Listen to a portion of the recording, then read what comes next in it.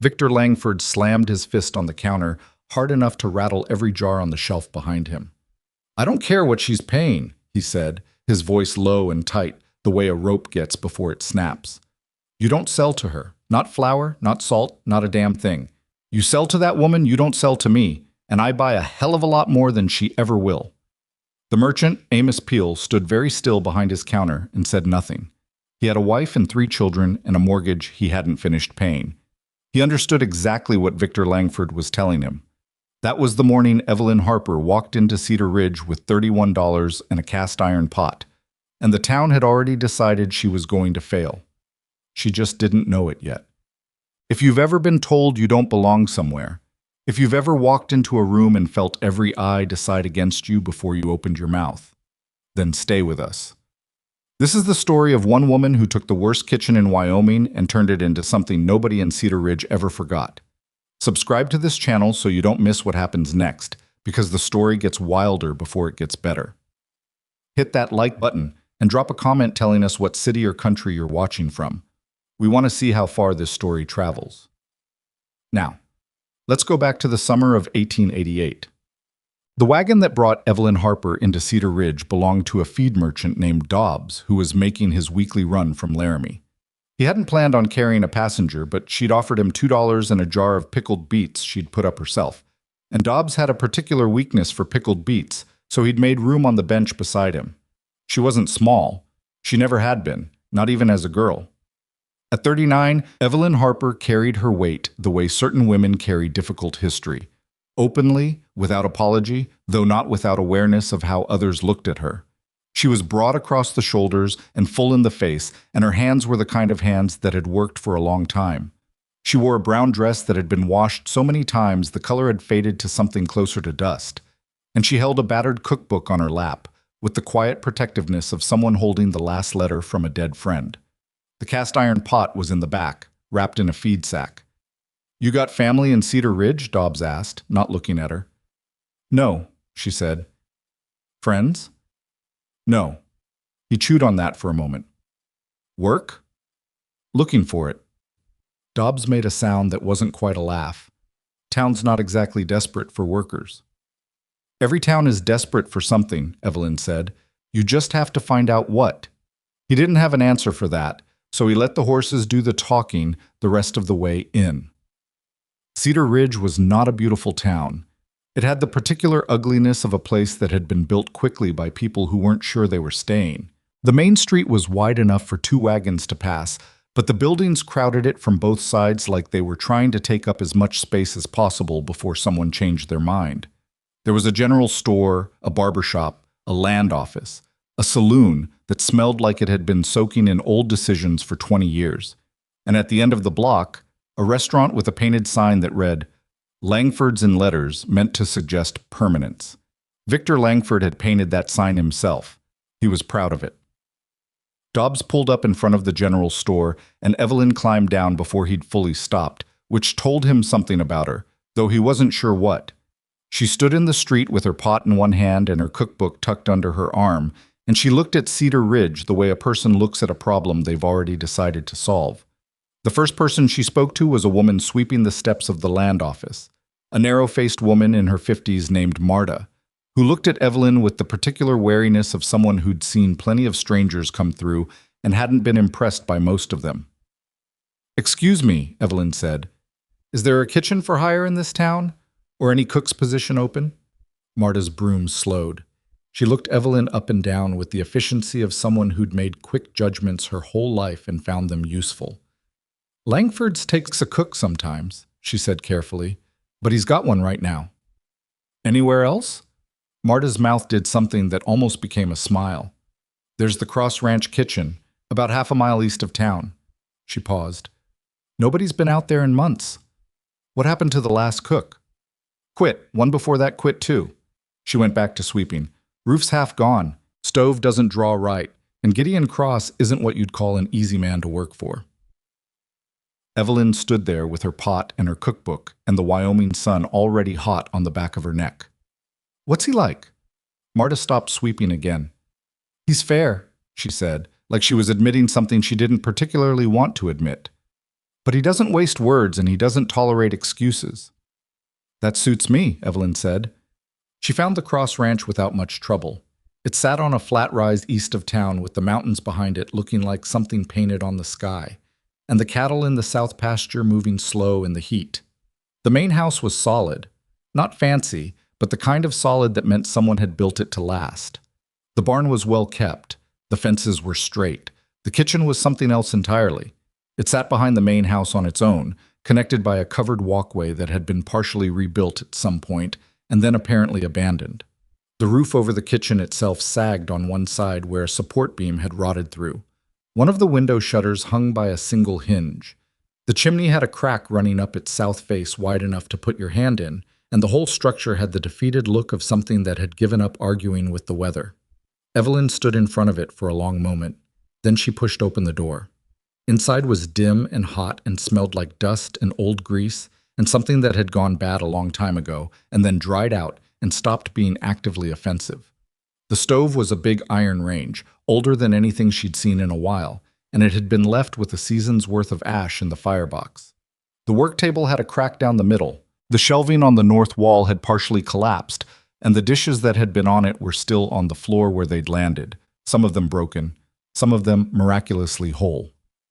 "It's a disaster," said a voice behind her. She turned. Gideon Cross was standing in the doorway, and he was exactly what she'd expected from Marta's description and nothing more. He was somewhere in his mid-40s, lean and weathered in the way of men who work outdoors without much thought for what the sun is doing to them. His eyes were gray and direct, and he had the kind of stillness about him that came not from calm, but from long practice at containing whatever was happening underneath. "Yes," Evelyn said.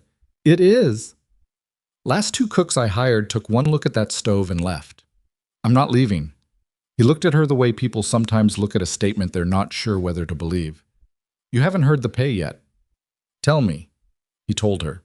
It was not generous. It was the kind of pay that communicated that he didn't expect her to last long enough to make generosity necessary. "Room and board?" she asked. "There's a room off the back. Needs work like everything else." "I'll take it," she said. He studied her for another moment, and she let him, because she understood that she was an unusual thing to walk into a man's ruined kitchen and say she'd take it, and she didn't begrudge him the time to process that. "You got experience?" he asked.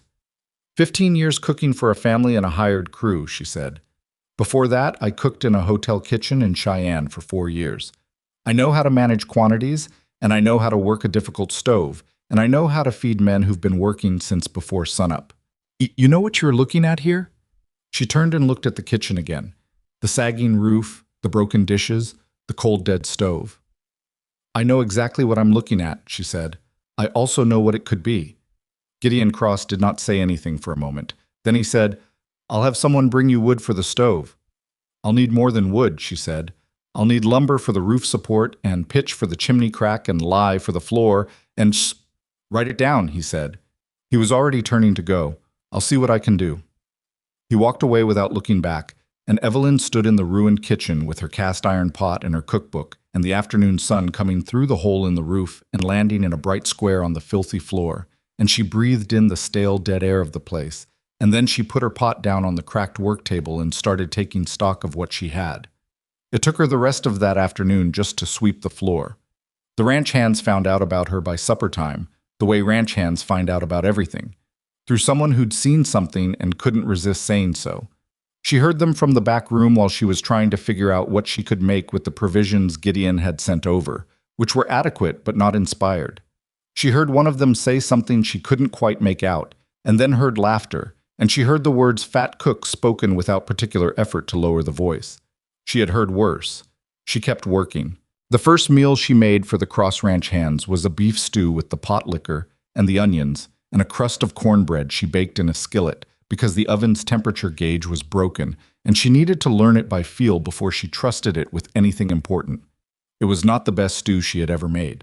The cornbread was slightly underdone in the center, but it was hot, and it was seasoned right, and it was made with attention, and that last part is the thing most people can't explain, but everyone can taste.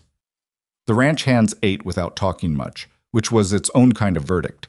One of them, a young man with a gap in his front teeth, who couldn't have been more than 20, said, Better than the last one, loud enough for her to hear, and that was more than she'd expected for the first night.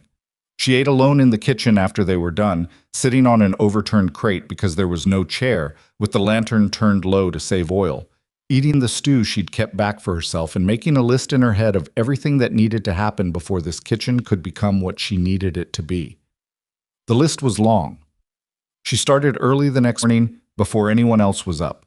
She found 2 lengths of sound lumber in the barn that Gideon had apparently not gotten around to using, and she dragged them to the kitchen herself and propped the sagging beam while she worked out how to anchor it properly. She wasn't a carpenter, but she'd watched enough repairs done in her time to understand the basic principle of load bearing, and she didn't need to be elegant, she just needed to be sound. By the time the sun was fully up, she had the roof braced well enough that it wasn't going to come down on her, and she was on her knees in front of the stove working out why it wasn't drawing correctly. The problem turned out to be a damper that had been installed backwards at some point, which was such a simple and infuriating thing that she laughed when she found it, a short, hard laugh that surprised her.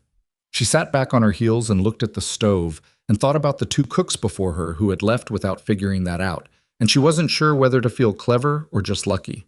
She fixed the damper. She lit the stove. She stood back and watched the smoke go up the chimney the way it was supposed to, and she felt something ease in her chest that had been tight since she'd walked through the door. It was Gideon who found her there, an hour later, with the stove running clean and a pot of something already beginning to smell like it was worth eating. He stopped in the doorway, looked at the brace she'd rigged for the roof, looked at the stove, looked at her. "Where'd you find the lumber?" he asked. "Your barn. 2 lengths against the north wall. You weren't using them." Something moved in his face. Not quite annoyance, not quite respect. "You should have asked." "You weren't up," she said, "and the roof needed doing." He looked at the brace again. "That'll hold?" "Long enough for you to get a proper carpenter to do it right. I'm not a carpenter. I just needed it not to fall on my head while I work." He was quiet for a moment. "I'll send someone out. I'll also need—" "Write it down," he said, same as before. He started to turn. "Mr. Cross." He stopped. "I want to be clear about something," she said. "I'm not going to quit. I want you to know that so you can stop waiting for it." He turned and looked at her fully then, in a way he hadn't quite done before. "What makes you think I'm waiting for it?" "The pay," she said. "The state of this kitchen. The fact that you told me 2 others quit before me, you were managing your expectations." He didn't deny it. That was something, at least. "I grew up poor," she said. "I've cooked in worse places than this. Not many, but some. I know what this kitchen is, and I know what it can be, and I intend to make it the second thing. I'm telling you this so you know where things stand." Gideon Cross stood in the doorway of his ruined kitchen and looked at this large, plain-spoken woman who'd been in his employ for less than 18 hours and had already fixed a problem 2 other people had walked away from, and he said, "All right." Then he left. Evelyn turned back to the stove. She had work to do. By the end of the first week, the kitchen was functional. Not beautiful, not finished, but functional. The stove drew cleanly. The roof no longer let in rain. The floor had been scoured with lye until it smelled like clean wood again. She'd bartered 2 jars of her apple preserves with a ranch hand's wife in exchange for help rehanging the broken shutter, which now closed properly and blocked the worst of the morning wind. She'd also established herself with the ranch hands, though established was a careful word for what had actually happened, which was more complicated. There were 12 men who worked the Cross Ranch, and they ranged from a 60-year-old Tejano cowboy named Reuben, who'd been with the operation for 11 years and carried his age in his back, but not his eyes, to a 22-year-old from Ohio named Danny Kowalski, who was enthusiastic in a way that would either get him killed or make him very good at his job, and hadn't yet determined which. They were not an unkind group of men, as groups of men went, but they were plain about what they thought, and what they thought at first was that Evelyn Harper was an object of some interest for the wrong reasons. She heard the jokes. She was not naive enough to think she wouldn't. A large woman in a kitchen that everyone had expected her to fail at. It was the kind of thing that certain men found amusing in a way that didn't require much imagination. She let them make their jokes where they thought she couldn't hear, and she said nothing, and she kept cooking. What she understood, that they didn't yet, was that the food was the argument, not words, not confrontation. Every meal she put on that table was a statement she was making about who she was and what she was capable of, and she was not going to waste that statement by making anything less than her best work. By the fourth day, Danny Kowalski had started showing up early for meals, which was when she knew the tide was beginning to turn. By the sixth day, Reuben had come to the kitchen in the afternoon, hat in hand, and asked if she needed any heavy lifting done. She said yes. He carried 4 sacks of flour from the store wagon without being asked to do anything else, and when she thanked him, he said, "That stew you made Tuesday. My mother used to make it like that." And then he put his hat back on and went back to work. She had to stand very still for a moment after he left because she hadn't expected that. She'd learned over the years that food was memory the same way music was, that the right combination of salt and fat and heat could open something up in a person that they'd forgotten they had closed. She knew it, but being reminded of it still caught her sometimes. The 7th day was when Cole Bennett rode in. She knew he was a different kind of visitor because he came alone, and he came on a horse that was well cared for in the way of a man who valued good animals, and he came at midday instead of in the evening with the rest. He tied up at the post outside and came around the side of the main house to the kitchen the way someone had told him exactly where to find it, which meant someone in town had mentioned her, which was new information. He was somewhere around 50, Cole Bennett, with a face that had been interesting looking at 30 and had only gotten more so with time, the way certain faces do. He carried himself loose and easy, like a man who'd spent enough years in the saddle to stop fighting his own body and just let it do what it knew how to do. He leaned in the kitchen doorway and looked at her at the stove and said, "I heard there was a new cook out here." "You heard right," Evelyn said, without turning around. She was managing 3 things at once, and turning around wasn't currently part of her plan. "Heard she was worth riding out for." "You'll have to judge that yourself." He came in and sat down at the table she'd set up in the corner, which was not a dining room table, because this was not a dining room, but it was a table with a cloth on it, and that was something. He sat the way men sit when they're comfortable in their own skin, one arm on the table, hat off. And he looked around the kitchen with what she would later come to recognize as genuine curiosity rather than judgment. "You fixed this place up," he said. "It needed fixing." "The last 2 cooks didn't think so." "The last 2 cooks left," she said. She put a bowl in front of him without ceremony. A beef soup with the bone broth she'd been building for 3 days, and early carrots from a patch she'd found growing wild at the edge of the property, and herbs she'd hung to dry from the ceiling beam. Beside the bowl, she put a piece of cornbread, this time properly done, golden all the way through. He looked at it for a moment. Then he picked up the spoon and tried the soup. She watched his face, not obviously, just in the peripheral way of a person who's learned to read reactions because reactions are information. She saw the moment the flavor registered. Not a dramatic thing, not the kind of thing you'd see on a stage, just a small shift around his eyes, and the slight relaxation of something in his jaw that she understood meant he hadn't been expecting it to be this good. He didn't say anything for a while. He just ate. When the bowl was empty, he looked at the cornbread like it had done something to him personally, and then he finished that too. "My mother used to make soup like this," he said finally, setting the spoon down. She'd heard that once already this week, from Reuben. She was beginning to understand what it meant, or at least what it meant when men said it about food, that they'd found something they recognized, something that made them feel less far from where they'd started. "Where are you from?" she asked, because it seemed like the right question. "Missouri, originally, long time ago." He turned the empty bowl in his hands, looking at it, and there was something in the gesture that suggested he was thinking about more than the bowl. "You made this from scratch today?" "Started the broth 3 days ago," she said. "That's why it tastes like that." He looked up at her. He had direct eyes, the color of creek water in shadow. "You didn't have to do that for a ranch cook's kitchen." "I did it because it's better," she said simply. "I don't cook the way a kitchen tells me to cook. I cook the way the food needs to be cooked."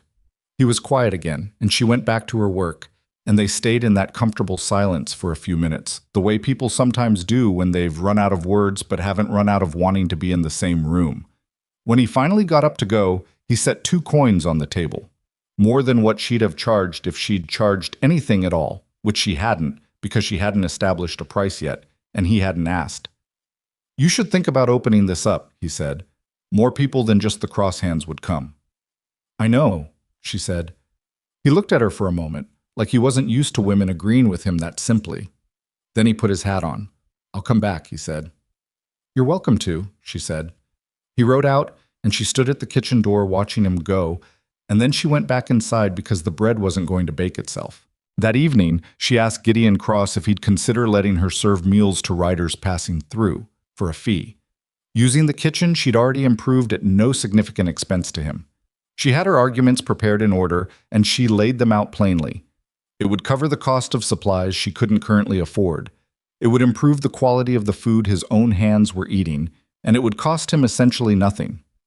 Gideon listened to all of it without interrupting, which she was coming to understand was his habit. He let people finish. "You'd be doing this on your own time," he said, "after the hands are fed." "Yes." "I get no cut." "You get the benefit of a better supplied kitchen," she said, "and you get workers who are better fed and therefore in better tempers." He almost smiled at that. Almost. 2 weeks, he said. "We see how it goes." 2 weeks, she agreed. She shook his hand. It went fast, those 2 weeks. Faster than she'd expected, because she hadn't expected Cole Bennett to come back after 3 days and bring 2 other riders with him, and she hadn't expected those 2 riders to tell 4 more. And she hadn't expected that by the end of the second week she was cooking for the ranch hands in the morning and early evening and feeding a rotating population of trail riders and neighboring ranch workers through the middle of the day. She kept a ledger. She was precise about money in the way of people who'd had to be, who'd learned the hard way that imprecision was something you paid for later. She charged fair prices, not cheap, not extravagant, and she reinvested every spare cent into supplies and tools. She found a farmer named Walt Bricker 2 miles out of town who grew vegetables and was frustrated by the difficulty of getting them to market before they went bad, and she made an arrangement with him. She bought direct, at a fair price, in quantities she could use.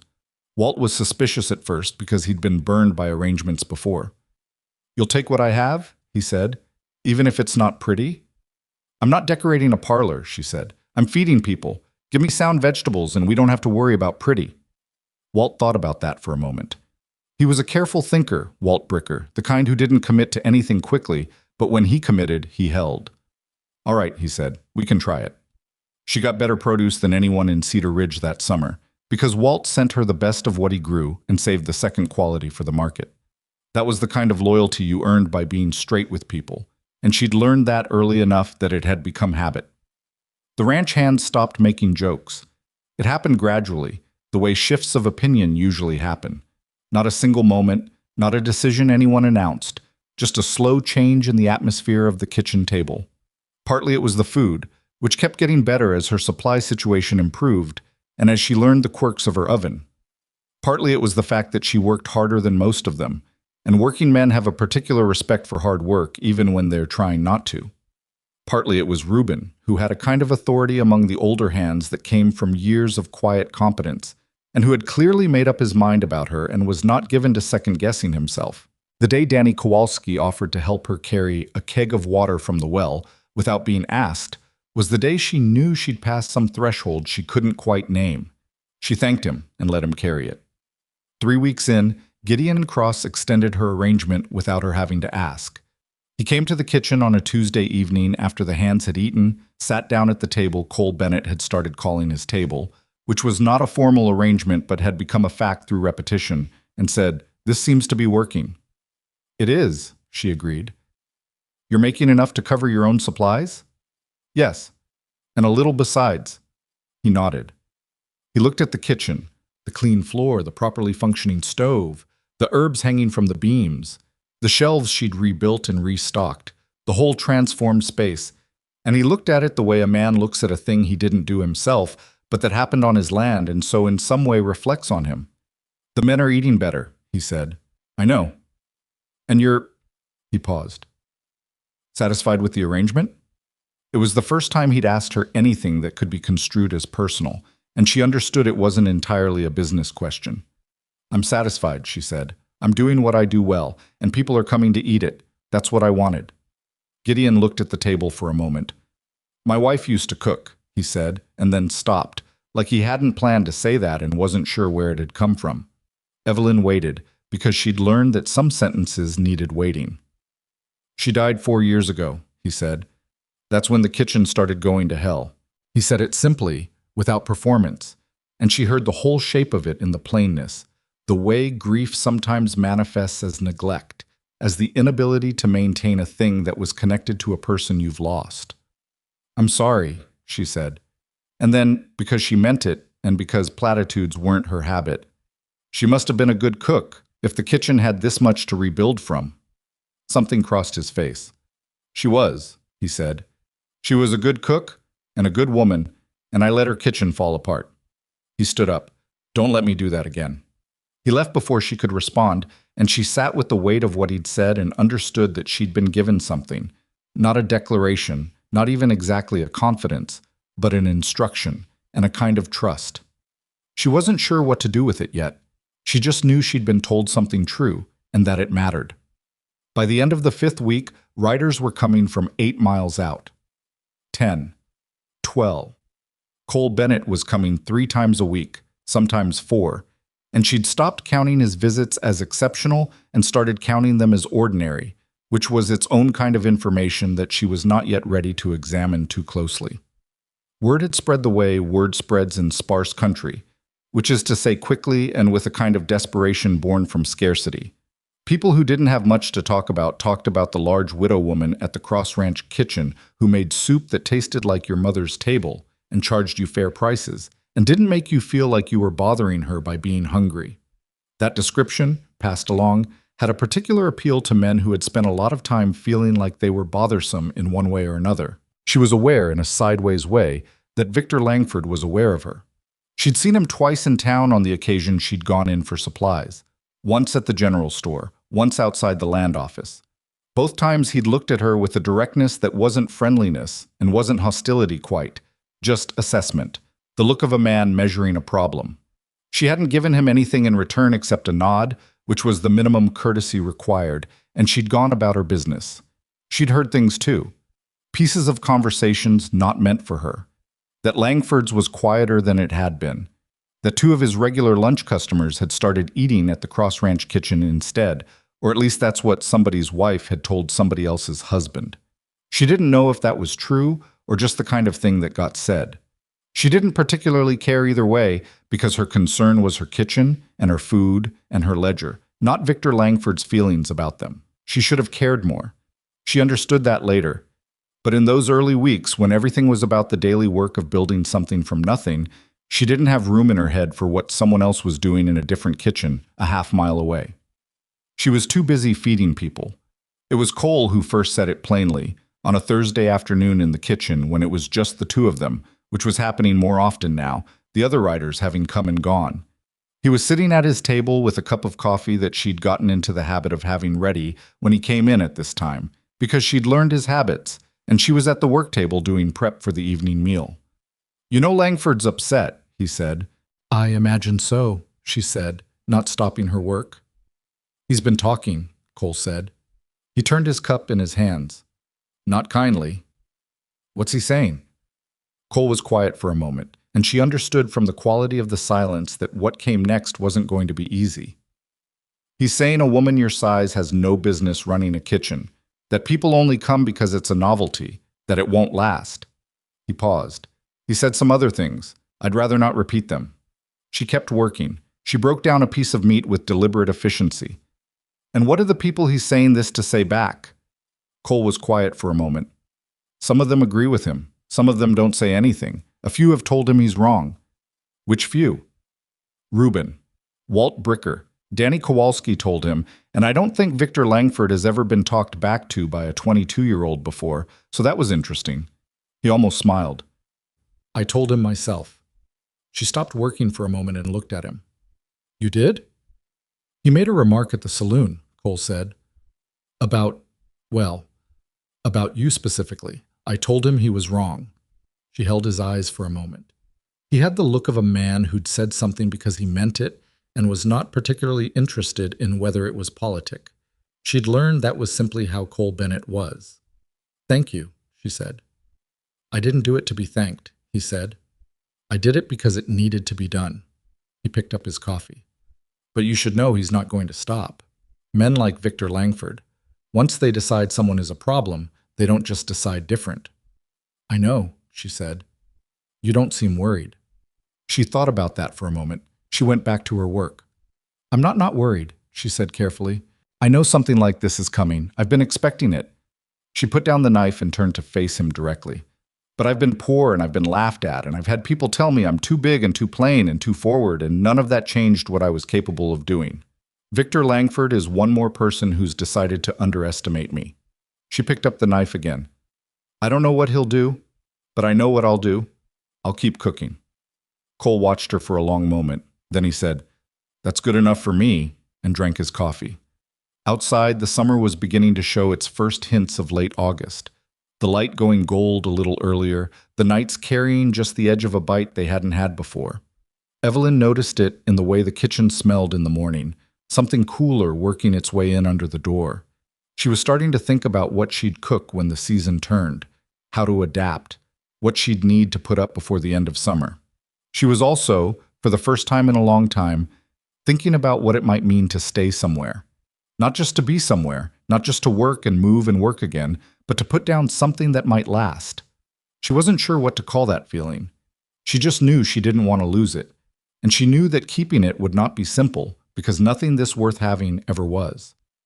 At the end of the 6th week, a rider she'd never seen before came in at midday, a rancher from 20 miles east who said he'd heard about her from 2 separate people and had made a point of coming through just to see if it was true. What did they tell you? She asked, setting a bowl of rabbit stew in front of him. He looked at the stew. He looked at her.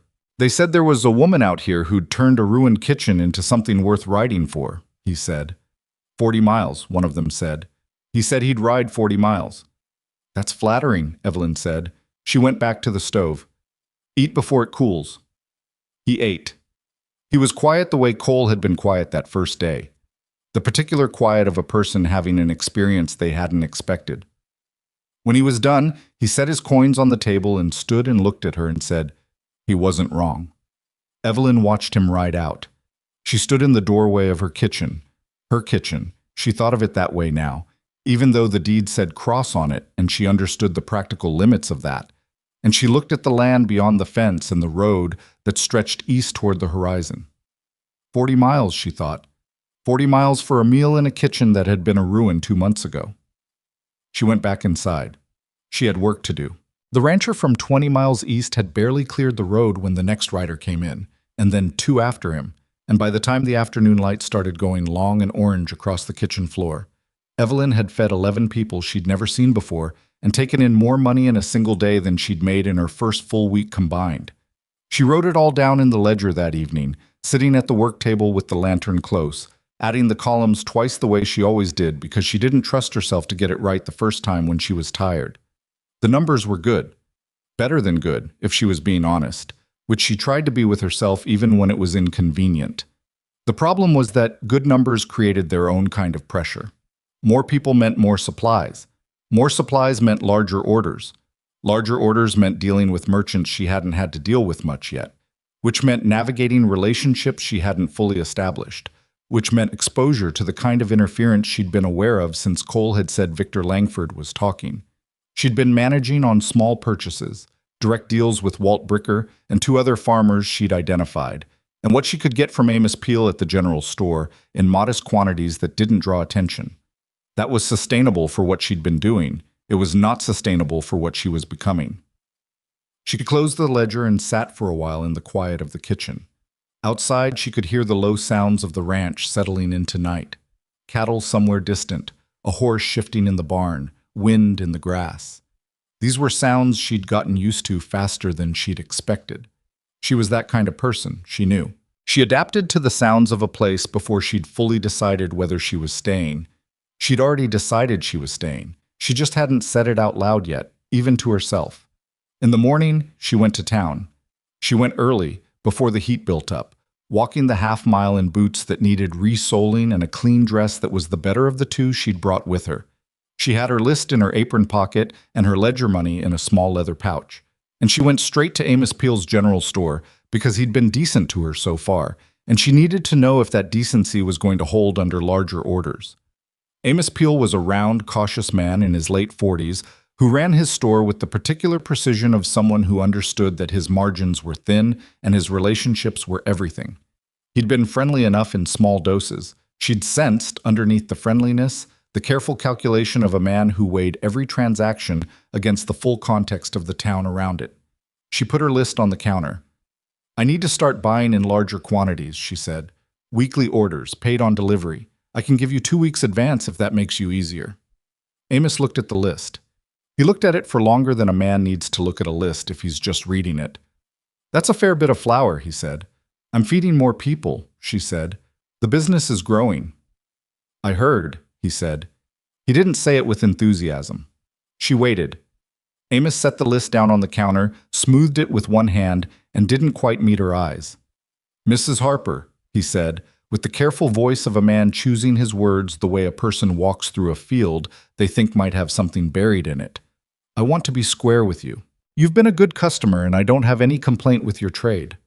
"But," she said, "but I've had a conversation," he said, with someone in this town who buys considerably more from me than most, and who has made clear that, well," he stopped, straightened the list again, "that there might be some difficulty if I were to supply you at scale." "Victor Langford," she said. He didn't confirm it. He didn't have to. She stood at the counter and let the reality of it settle, because she'd known it was coming and still needed a moment to absorb the specific shape of it now that it was here. She'd expected to be talked about. She hadn't expected the supply line to be cut before she'd even tried to build it. "Amos," she said, keeping her voice level, "how much does Victor Langford spend with you in a year?" He looked uncomfortable. "That's not something I'd share." "I'm not asking for the number," she said. "I'm asking you to think about whether the amount I'm likely to spend, growing the way I'm growing, comes anywhere close to matching it. Because I'm going to keep growing, and whoever supplies me is going to grow with me." He was quiet. "If you can't supply me, I understand," she said. "I'll find another way. But I want you to know that I'm not going away, and I'm not going to stop buying somewhere, and whoever I buy from is going to benefit from that." She picked up her list from the counter. "I'll give you a day to think about it." She walked out before he could answer, because she'd found over the years that leaving a silence behind you was more effective than filling it. She spent the rest of the morning in town, doing what she could with what was available, and thinking. She bought what Amos would sell her in small quantities, which he did without objection. He just hadn't committed to the larger orders. She stopped at the dry goods seller on the south end of the street, a taciturn woman named Ida Marsh, who sold primarily fabric and thread, but also kept a modest selection of spices and dried goods that most people didn't know about. Evelyn had found her on her third day in Cedar Ridge, and they'd established a quiet, transactional respect for each other. Ida didn't ask questions. She weighed what Evelyn asked for and named her price, and that was the whole of it. Evelyn appreciated this more than she could easily express. Walking back along the main street with her purchases, she passed Langford's restaurant. The door was open to the morning air, and she could see 2 men at a table inside, and Victor Langford himself at the counter, speaking to someone. He saw her through the door. She saw him see her. Neither of them acknowledged the other. But she felt it. The weight of being watched by someone who'd already decided you were a problem. It was not a new feeling. It was just, in this particular instance, attached to more consequence than she was used to dealing with. She got back to the kitchen before 9 and had the stove going and bread in by 9:30. By 10, the first riders of the day had come in from the East Road. Cole came at midday, as he usually did. He read her face the way he'd gotten good at doing over the past weeks. Not intrusively, just attentively, the way a person does when they've started paying real attention to another person. "What happened?" he said. She told him about Amos Peel while she plated his food. She told it plainly, without editorializing. Cole was quiet through the telling. Then he said, "Langford moved faster than I expected." "He moved before I was even a real threat," she said. "That tells me something." "What?" "That he's been worried since before he had reason to be," she said. "That's not a man reacting. That's a man with a pattern." Cole turned his fork in his hand. "You still have Walt Bricker." "Walt's produce. I need dry goods, flour, cornmeal, salt, sugar, lard. Amos Peel is the only store in Cedar Ridge that carries what I need. Quantities I need. There's a supply merchant in Orton," Cole said. Orton was 18 miles west, a larger settlement with a proper commercial district. Regan Brothers. They do bulk orders. 18 miles, she said. I go that way about every 3 weeks for ranch business, Cole said. I could carry your order. She looked at him. He looked back at her, and she understood that he was offering this as a practical thing, a logistics solution, and that he was also offering it as something else that neither of them was quite naming yet. I can't ask you to do that, she said. You didn't ask, he said. I offered. She thought about it. I'd pay your time, she said. For the freight. You do no such thing, Cole said, and there was a firmness in it that told her arguing would be a waste of time. You pay for the goods. I'll handle the transport. She thanked him, and he deflected the thanks the way he always did, and they moved on to other things, but she kept the weight of it, the fact of having someone in her corner in a specific, practical way. She hadn't had that in a long time, maybe ever, if she was honest. Her late husband, Gerald, had been a decent man but not a strong one, and she'd spent 12 years in a marriage where she'd largely been the person holding things together. She didn't speak poorly of him, even in her own head. He'd done what he could, but having someone simply offer to carry freight and mean it, and not require anything from her in return except that she let them, that was new enough to feel strange. Amos Peel came to the kitchen the following morning.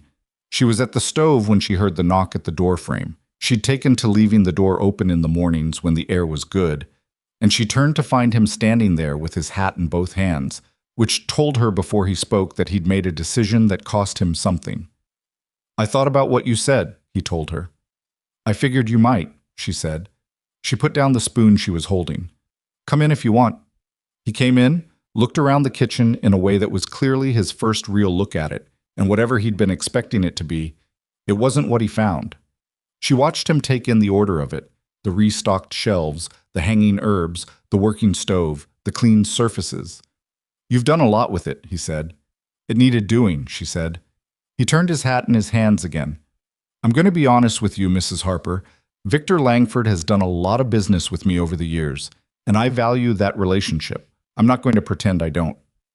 I know that, she said. I'm not asking you to burn any bridge. What I'm saying is, he continued with the look of a man who'd rehearsed this and was sticking to the script, I can supply you, on a weekly basis. What I can't do is supply you from the front of the house, so to speak. I don't want it visible that I'm filling large orders for you. She understood what he was offering. It wasn't clean. It wasn't what she'd have preferred. But it was real. Back entrance, she said. Early morning, he said, before I open. I can work with that, she said. He nodded, the nod of a man who's made a compromise he can live with and is relieved to have it settled. I want to be clear that I'm doing this because I think your money is good, and because… He stopped, started again. Because my wife tried your rabbit stew 2 weeks ago when she came out with Marta Delgado, and she told me I'd be a fool to let politics make my decisions for me. Evelyn almost smiled. Thank your wife for me. She said she might come back and tell you herself, he said.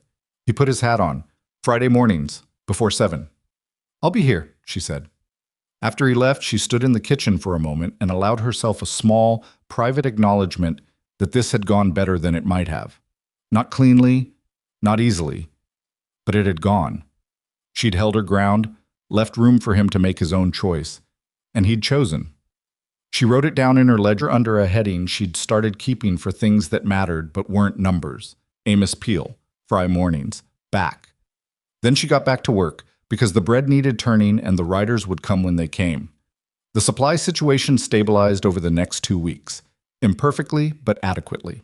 She was getting flour and sugar from Amos through the back arrangement, produced from Walt Bricker, and now also from a family named Okafor, who'd established a kitchen garden on the edge of the territory and had more collard greens and dried beans than they knew what to do with. She'd found them through Reuben, who knew everyone in a 20-mile radius in the way of a man who'd been working the land long enough to map the whole human geography of the place.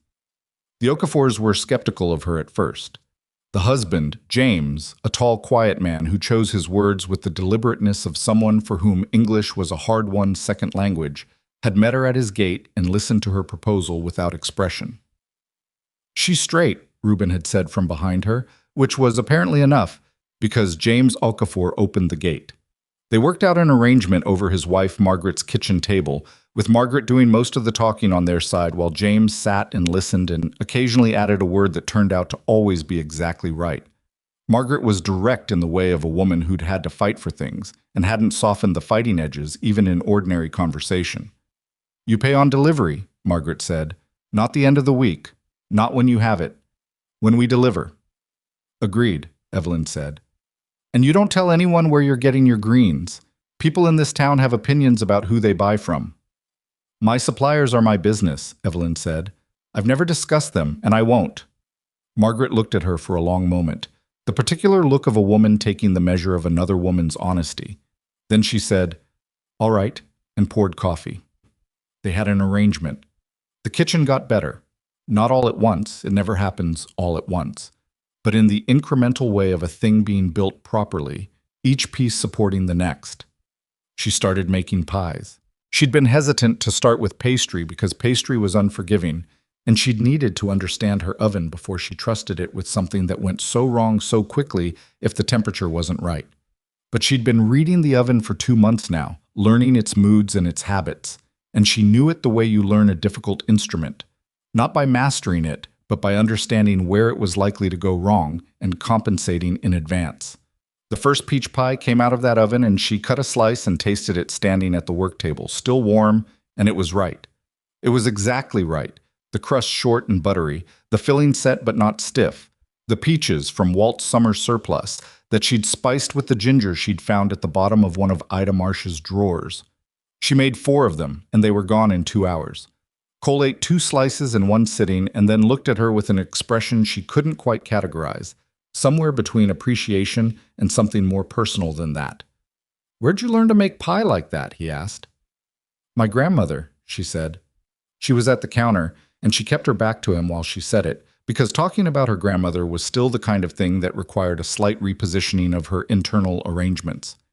She had a wood stove that ran about 20 degrees hot, and she never once adjusted her recipe. Just her timing. She said the oven is in charge. You just have to learn to listen to it. Smart woman. She was, Evelyn said.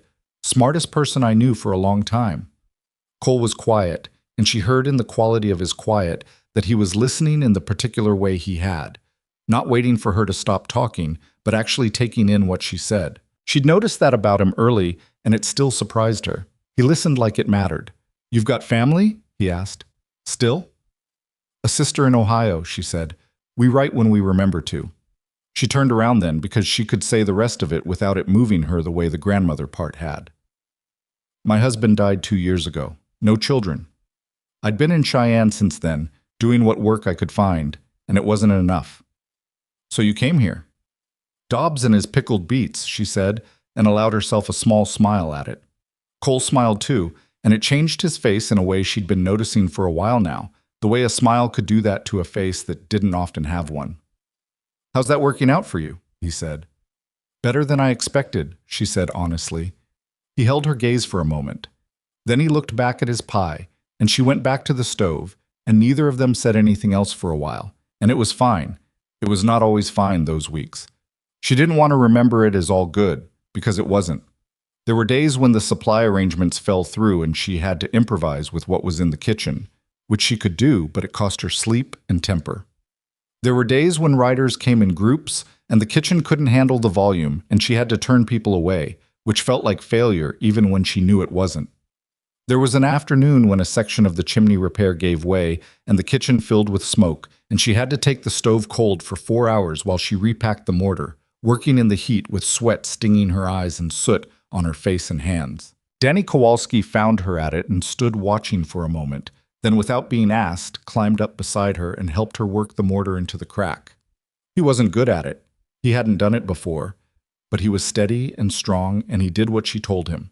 And when it was done, he said, "My dad was a bricklayer," and looked at the repaired section with the expression of someone thinking about a person they missed. "Was he good at it?" she asked. "Best I ever saw," Danny said. He climbed down. "He'd have done this better." "Probably," Evelyn agreed, "but it'll hold." It held. The harder thing, the thing that took more out of her than the chimney or the supply problems or the long days, was the talk.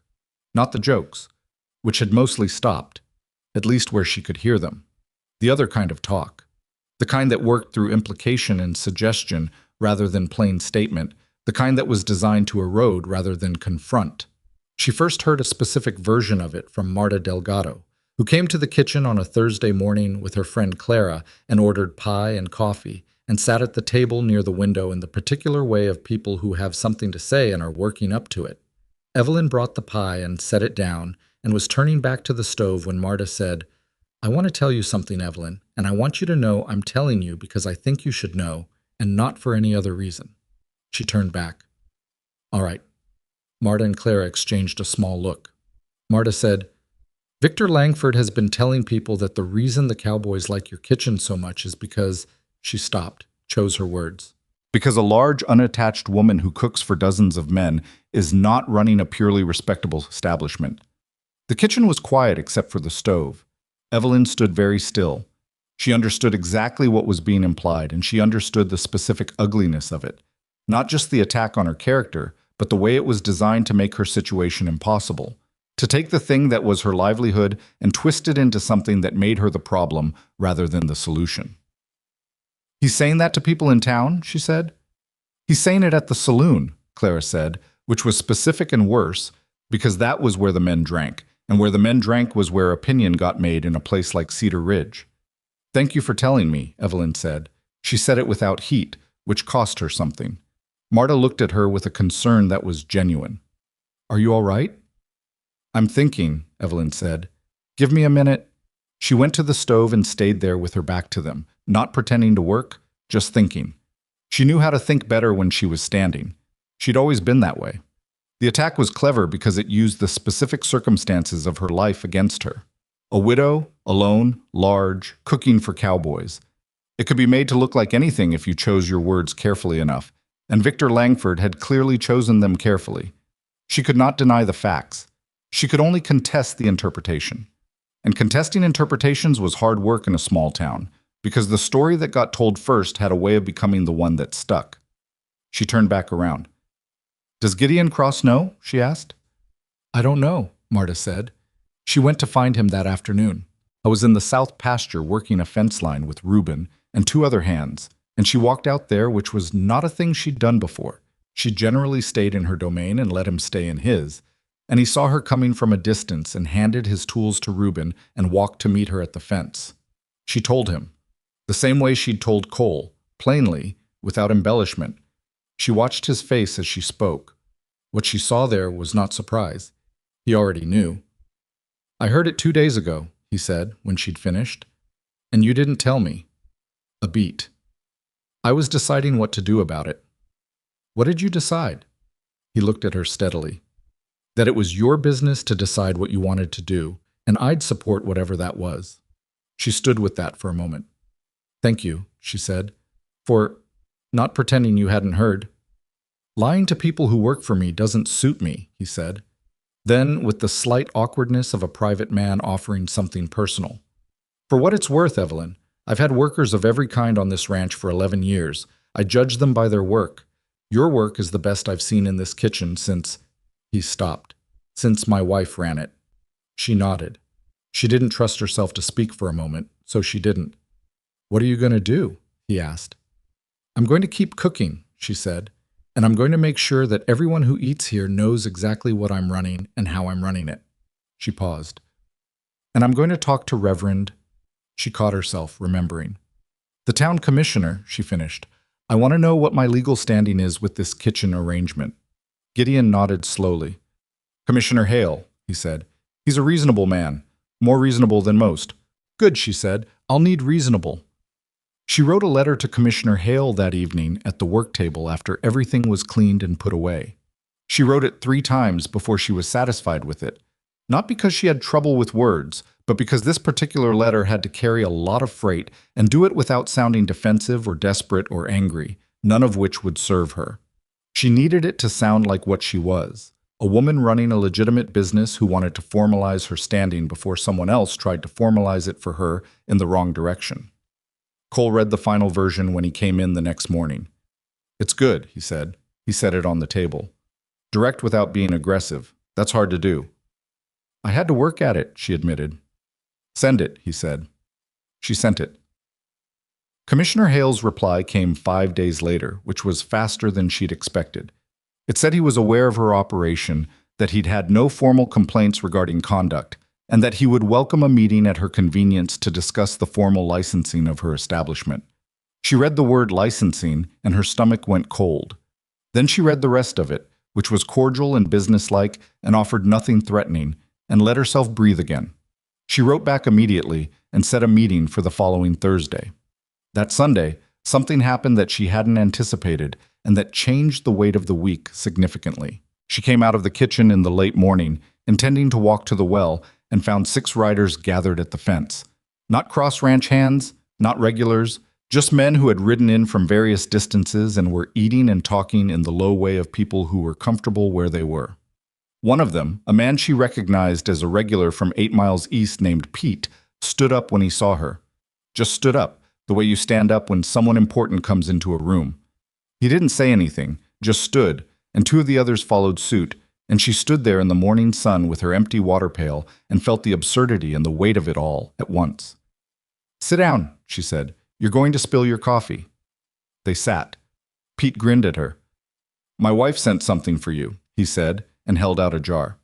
Apple butter, home put up, with a cloth tied over the lid with a piece of string. She took the jar. "Tell her thank you."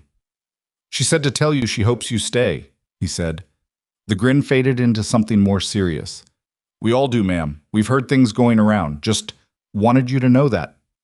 She stood holding the jar of apple butter and looked at the 6 of them.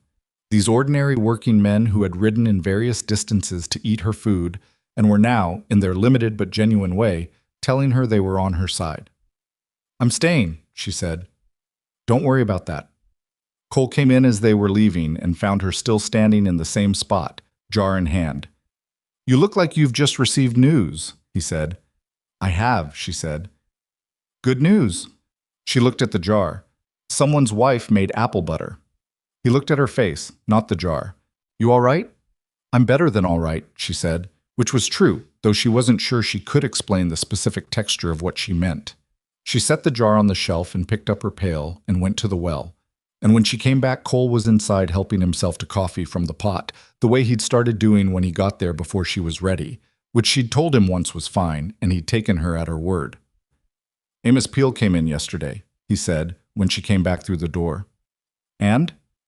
"He told Victor Langford he's supplying you, openly. Said the early morning arrangement was inconvenient and he was done with it." She set down the pail. "Did he?" "Said his wife told him he was being a coward," Cole said, with the ghost of amusement. "His word!" "His wife's word," Evelyn corrected. "Right." He drank his coffee. "Langford apparently did not take that well." "I imagine not," she said. "He was at the saloon last night," Cole said, and his voice went quieter in a way that she'd learned to pay attention to. He wasn't making implications anymore. He was being specific. She looked at him. "How specific?" "Specific enough that 3 men told him to his face that he was wrong," Cole said. "One of them was Reuben. He doesn't go to the saloon much, but he went last night." She thought about Reuben making the half-mile walk into town on a Saturday evening, specifically to walk into the saloon and tell Victor Langford he was wrong, and something tightened in her chest that wasn't quite sadness and wasn't quite gratitude and was actually both of those things tangled together. "I need to talk to Walt Bricker today," she said, not because it was unrelated, but because she needed to do something practical before the feeling became difficult to manage. "I'll drive you," Cole said. "I can walk." "I know you can," he said. "I'll drive you." She let him drive her. Walt Bricker was not a man who made speeches, but when they pulled up to his farm and he came out to meet them, he looked at Cole and then at Evelyn and he said, "I heard what Langford's been saying. I want you to know it doesn't change anything on my end." "I know," she said. "I came to ask about winter squash." Walt blinked.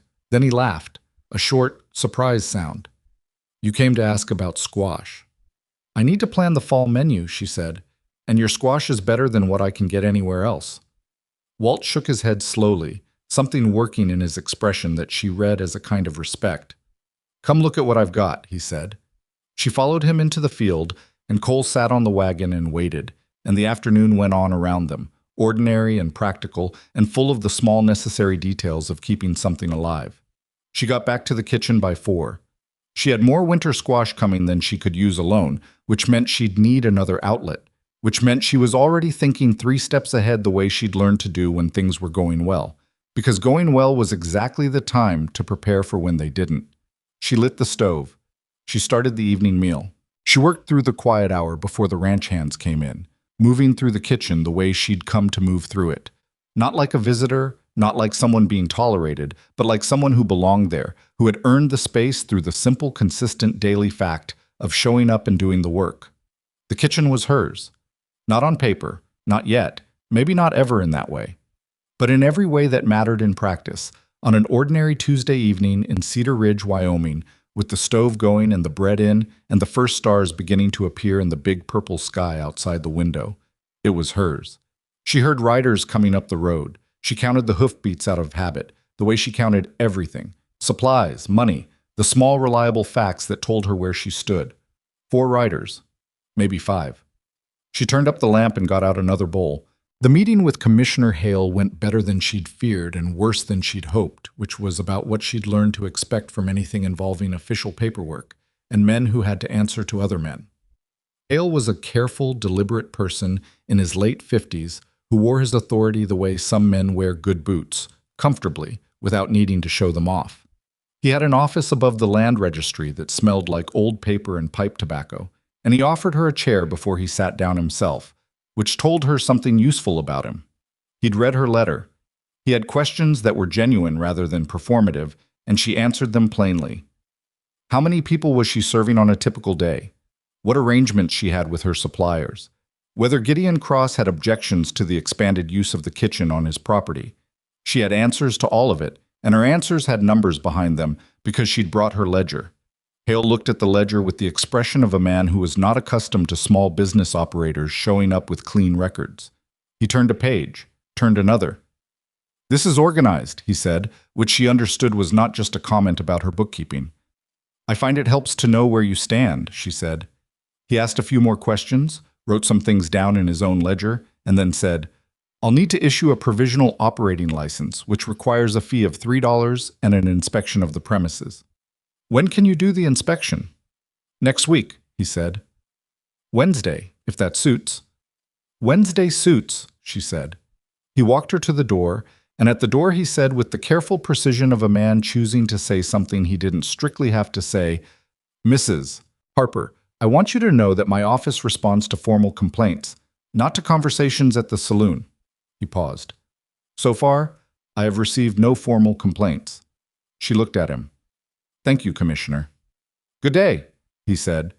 She walked back to the kitchen and spent the rest of the afternoon scrubbing things that were already clean because the inspection was Wednesday and she was not going to let anything about her kitchen give anyone a reason to question what she'd built. Reuben found her on her knees scouring the bottom shelf of the cold storage and stood in the doorway watching her for a moment before he said, You heard something. I met with Commissioner Hale, she said without stopping. He's inspecting Wednesday. That's good news, Reuben said. It is, she said. Help me move this shelf. He helped her move the shelf.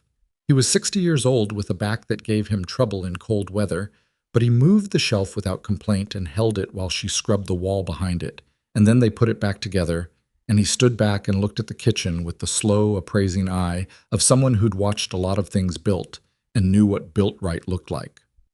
My sister's husband has extra whitewash, he said, if you wanted the walls done before Wednesday. She looked at the walls. They were clean but dull, the kind of dingy that cleaning couldn't fix, only covering over. How much does he want for it? He'd probably trade for pie, Reuben said, with the careful neutrality of a man trying not to oversell something. Tell him I'll make 2, she said. The walls got whitewashed on Monday. Danny Kowalski helped, without being asked, showing up Saturday morning with a brush and an attitude of someone who'd decided this was just a thing he was doing now, and she let him. The kitchen, by Tuesday evening, was cleaner and brighter than it had been since, well, probably since Gideon's wife had been running it, and maybe not even then, given the state of some of the underlying problems she'd had to work around. Commissioner Hale arrived Wednesday at 10 in the morning, as promised. He walked through the kitchen methodically, looked at the stove, looked at the storage, looked at her water supply and waste arrangements, asked 3 questions, wrote things in his ledger, and said he'd have her provisional license to her by Friday. She had it by Thursday. She tacked it to the wall beside the door, where anyone coming in could see it. She didn't make a ceremony of it. She just put it up and went back to the stove. Cole saw it that afternoon and stood looking at it for a moment. "Congratulations," he said. "Thank you," she said. "Sit down, your soup's getting cold." What she didn't know, what she wouldn't know for another 4 days, was that Victor Langford had already heard about the license. Had heard about it, in fact, before she'd tacked it to the wall, because Commissioner Hale's office had a clerk who talked, the way clerks in small towns sometimes do when they think a piece of information is worth trading. She found out because Marta came to the kitchen on a Sunday morning with the particular walk of someone carrying bad news and not enjoying the errand. "He's gone to the county," Marta said, before she was fully through the door. Evelyn set down the bread she was shaping. "What?" "Victor, he's filed something at the county level." Marta sat down, uninvited, which was not her habit, and that alone told Evelyn how serious it was. "I don't know exactly what. My husband heard it from the land office clerk. Something about commercial operations on residential ranch property, zoning regulations." The kitchen was quiet for a moment. "That's not a saloon conversation," Evelyn said. "No," Marta agreed. "It's not." She sat down herself, across from Marta, because her legs had done a thing they sometimes did when something large landed, gone slightly untrustworthy. She put her hands flat on the table. "How long does something like that take to come through?" "I don't know. My husband thinks maybe 3 weeks. Maybe less, if someone's pushing it." Someone was pushing it. That much was clear. She thanked Marta, who stayed for coffee and didn't ask unnecessary questions, and then she went to find Gideon. He was in the barn, which was where he went when he was thinking, and he was doing something minor to a piece of tack that probably didn't need doing, which confirmed that he already knew. "You heard," she said. "This morning," he said. He set down the bridle. "I've been thinking about how to handle it." "So have I," she said. "Is there a lawyer in Cedar Ridge?" "Henderson. He's competent enough for most things." He paused. "This might be beyond most things." "There's a firm in Laramie," she said. She'd looked into it, in a general way, when she'd first started understanding that Victor Langford was going to be a persistent problem. She hadn't wanted to need them. She'd written down the name anyway, the way you write down things you hope to never use. "Crane and Whitmore. They handle commercial cases." Gideon looked at her steadily. "That'll cost money." "I know. You have it?" She thought about her ledger. The numbers she'd been building, carefully, against exactly the kind of emergency she'd been hoping wouldn't come. "Enough to start," she said. "I'm going to need to know what the filing actually says before I know how much this is going to take." "I can get a copy," Gideon said.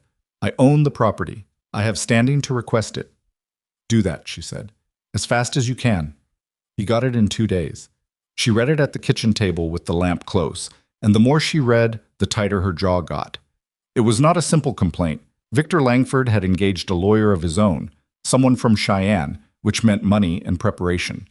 And the filing was carefully constructed to hit from multiple directions at once. The zoning argument was the centerpiece, but attached to it were 3 supplementary complaints.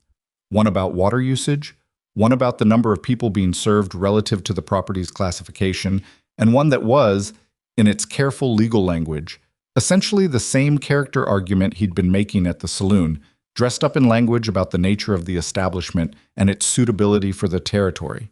She read that last one twice and felt a cold, specific fury that she let herself feel fully and then set aside, because fury was not going to help her here. Precision was going to help her. Preparation was going to help her. She wrote to Crane and Whitmore that night. Cole arrived the next morning, and she showed him the filing without preamble. He read it at the table, and she watched his face move through several things while he read. Attention, then understanding, then the particular stillness of someone who is controlling their reaction because their reaction would not be useful. "The last one," he said, setting it down. "The one about the nature of the establishment." "I know," she said. "That's not a legal argument," he said. "That's a personal attack dressed up in legal language." "I know that too," she said, "and a good lawyer will know how to handle it, but I need the good lawyer first." "Crane and Whitmore are good," Cole said, which surprised her. "You know them?" "I had a land dispute 5 years ago," he said. "Whitmore handled it. He's thorough, and he doesn't waste your money on things that aren't going to work." He paused. "He's also not cheap." No, she said. I don't imagine he is. Cole was quiet for a moment. Then he said, I want to help with the cost. She looked at him. Not as charity, he said quickly, in the voice of someone who'd anticipated the objection. As an investment in the kitchen, in what you've built here. He stopped and then said the more honest version. In you. The kitchen was very quiet. Outside, a horse somewhere in the pasture made a sound and then went silent. Cole, she said. I know, he said. I know what that sounds like, and I know it's not the right moment for what it sounds like. I'm just saying, practically speaking, you shouldn't have to face this alone when there are people who could help and want to. She looked at him for a long time. He held the look without flinching, and she knew he meant it, all of it, including the part he hadn't said plainly. Let me see what Crane and Whitmore say first, she said. Then we'll talk about what's needed. He nodded. He didn't push it, which was one of the things she'd come to understand about him. He said what was true, and then he let it sit, and he didn't need it acknowledged immediately to know it had been heard. She kept cooking through all of it. This was not bravery, not exactly. It was more like necessity. The kitchen was her income and her argument and her proof all at once, and stopping it would have handed Victor Langford a victory that no legal filing could have achieved. So she cooked. She got up before dawn and got the stove going and made bread and got the stock started and fed the cross hands at 7 and opened to riders at 9 and worked straight through until the evening meal was done and the kitchen was clean and she could finally sit down. She was tired in a way that went past the body. It was the kind of tired that comes from doing something hard while also carrying the knowledge that someone is trying to take it from you and that the taking could succeed through avenues entirely outside your control. She'd learned in her life that doing the right thing and working hard were not guarantees. They were just the best options available. Sometimes they weren't enough. She didn't let herself think about that too much. She thought about tomorrow's bread instead. The response from Crane and Whitmore came 8 days after she'd written. The letter was from Whitmore himself, Marcus Whitmore, whose handwriting was precise and whose sentences were constructed with the careful efficiency of someone who billed by the hour and respected his clients enough not to waste their time with unnecessary words. He had reviewed the filing. He had concerns about the zoning argument, which he felt was the strongest of the 4 complaints given the current legal framework in Wyoming territory. The other 3 he considered manageable. He would require a retainer to take the case formally. He outlined what that retainer would be. She read the number twice. It was not impossible. It was not comfortable. It was approximately what she'd saved since arriving in Cedar Ridge, minus what she'd reinvested into the kitchen. If she paid it, she had her legal defense and very little margin for anything else going wrong. She sat with that for a full day before she made any decisions. The thing that decided her was not the money calculation, in the end. It was a Tuesday morning when she was serving breakfast to the cross hands and young Danny said, with the total carelessness of someone who doesn't know he's saying something significant, "My sister's coming through next week. I told her she had to eat here. She doesn't believe me about the pie." She looked at him across the table and thought about his sister coming through and not finding a kitchen, and Walt Bricker's surplus vegetables going to waste, and the Okafor family losing the arrangement that had been working for them, and Reuben walking into the saloon to tell Victor Langford he was wrong, and Cole. She put Cole to the side because thinking about Cole required a separate accounting. She wrote Whitmore back that afternoon. She enclosed the retainer. 3 weeks passed that were among the harder 3 weeks she could remember, and she'd had hard weeks to compare against. The county hearing was set for a date in October that felt far away, and then suddenly wasn't. Victor Langford's lawyer sent a supplementary filing that Whitmore described as aggressive but not surprising. She got a letter from Whitmore every few days, short and specific, and she answered each one within 24 hours because she'd noticed that lawyers moved faster when their clients were responsive. During this time, something was also happening in Cedar Ridge that she was aware of in a peripheral way, and then, one afternoon, was suddenly very aware of in the center. It started with Pete, the regular from 8 miles east whose wife had sent the apple butter. He came in on a Thursday and ate his meal and then sat a bit longer than usual, and when she came to clear his plate, he said, "Mrs. Harper, there's people in town that think what Langford's doing isn't right." "I appreciate that," she said. "Not just think," he said. "Want to do something about it." She stopped clearing. "What kind of something?" "Some of us were talking," he said, about coming to the hearing, making it clear to the commissioners that this kitchen matters to the territory, that it's not, he searched for the word, that it's a legitimate business that serves real people and those people want it to stay. She held the plate in her hands and looked at him. Pete, you'd have to ride into town on a weekday for a county hearing. I know it, he said. I've got maybe 8 men who've said they would. She thought about 8 cowboys riding into town for a county hearing on her behalf. It was not a small thing. These were men with work to do and wages that depended on the work and no particular stake in her outcome except the one they'd chosen to take. I can't ask people to do that, she said. You didn't, Pete said. I'm telling you it's happening. He picked up his hat. Figured you should know. He rode out, and she stood in the kitchen holding a dirty plate and feeling the particular weight of being cared for by people who owed her nothing. Cole showed up the next morning, and she told him. 8, he said. He said 8, she confirmed. Cole set his coffee cup down. It'll be more than that by the hearing date, he said, with a certainty that she questioned. You don't know that. I know this territory, he said. When people here decide something matters, they don't do it halfway. He looked at her with those direct gray eyes. You've been feeding people for 2 months, Evelyn. Not just their bodies. You know that. She did know it. She just hadn't let herself say it plainly, because saying it plainly meant acknowledging how much she'd come to need it to be true. The week before the hearing, 3 things happened that she logged in her notebook under the heading she'd been keeping for important non-numbers. First, Walt Bricker drove into town and had what he later described to her as a conversation with the hardware merchant who'd quietly refused her credit on a tool purchase 3 weeks prior. She didn't know the details of the conversation. The hardware merchant extended her credit the following day. Second, Margaret Okafor appeared at the kitchen on a Monday morning with a basket containing 6 jars of preserved tomatoes and a folded piece of paper with 4 names on it. Women in this territory who want to write to the commissioner, Margaret said, setting the basket on the work table. In support of your license. Evelyn looked at the list. She recognized 2 of the names. Margaret? The tomatoes are a gift, Margaret said firmly. Don't argue with me about that. She didn't argue. Third, Gideon Cross came to the kitchen on a Wednesday evening after the hands had eaten, sat down at the table Cole always used, and said, I want to give testimony at the hearing. She looked at him. Gideon, you don't have to. I know I don't have to, he said, with a slight edge that she recognized as the sound of a private man who'd made a decision and didn't want to defend it. I want to. This kitchen is on my property. What happens to it happens to me. And beyond the practicalities, he stopped, looked at the table. You've done something with this place that I couldn't do, that I failed to do after Margaret died. I'd like to say that somewhere official. She was quiet for a moment. All right, she said. I'll tell Whitmore. He nodded. He stood up. At the door he paused with his hand on the frame and said, without turning around, She would have liked you, my wife.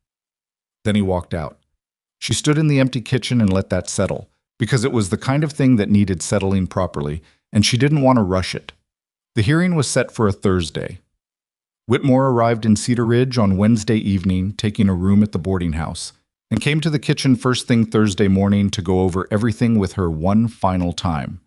He was a trim, precise man in his early 50s who wore good suits without making a show of them, and who had the lawyer's gift of making you feel, in his presence, that every relevant fact was accounted for and the rest was just procedure.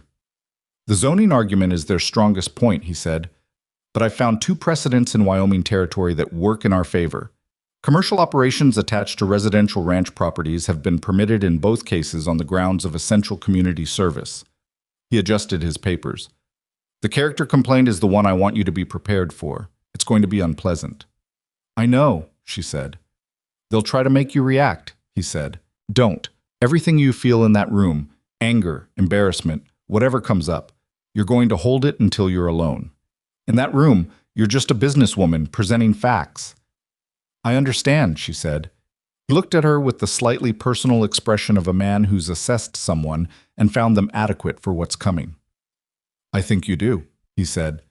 They walked to the county building at 9. It was housed in a building 2 streets over from the main strip, larger than anything else in Cedar Ridge, built at a moment of territorial optimism when someone had believed the town was going to be bigger than it became. The hearing room had rows of wooden benches and a commissioner's table at the front, and tall windows that let in a flat morning light. When Evelyn walked in, she stopped. The benches were nearly full. She counted quickly, the way she counted hoofbeats. Not to be precise, but to understand the scale. 30 people, maybe 35. Cowboys she recognized, ranchers, farmers. Walt Bricker in the second row, Margaret and James Okafor 4 seats from the aisle, Marta Delgado and Clara. Amos Peel, which surprised her. Reuben in the back, as solid as a fence post. Danny Kowalski beside him, still too young to look comfortable in official settings, but there. Cole was in the front row. He saw her come in, and he didn't wave or smile or make a gesture. He just met her eyes and held them for a moment, and that was enough. Victor Langford was at the table on the right with his lawyer from Cheyenne, a tall, thin man named Allworth, who moved with the particular confidence of someone accustomed to winning. Langford did not look at her when she came in. He looked at the commissioner's table, which was something she'd expected. He was a man who understood that the audience was the authority, not the opponent. There were 3 commissioners. Hale was one of them, which she was grateful for. The other 2 she didn't know. A stout man named Briggs, who sat like someone bracing against weather, and a younger man named Cordell, who kept his hands folded on the table and watched everyone with a neutral precision that could mean anything. The hearing was called to order.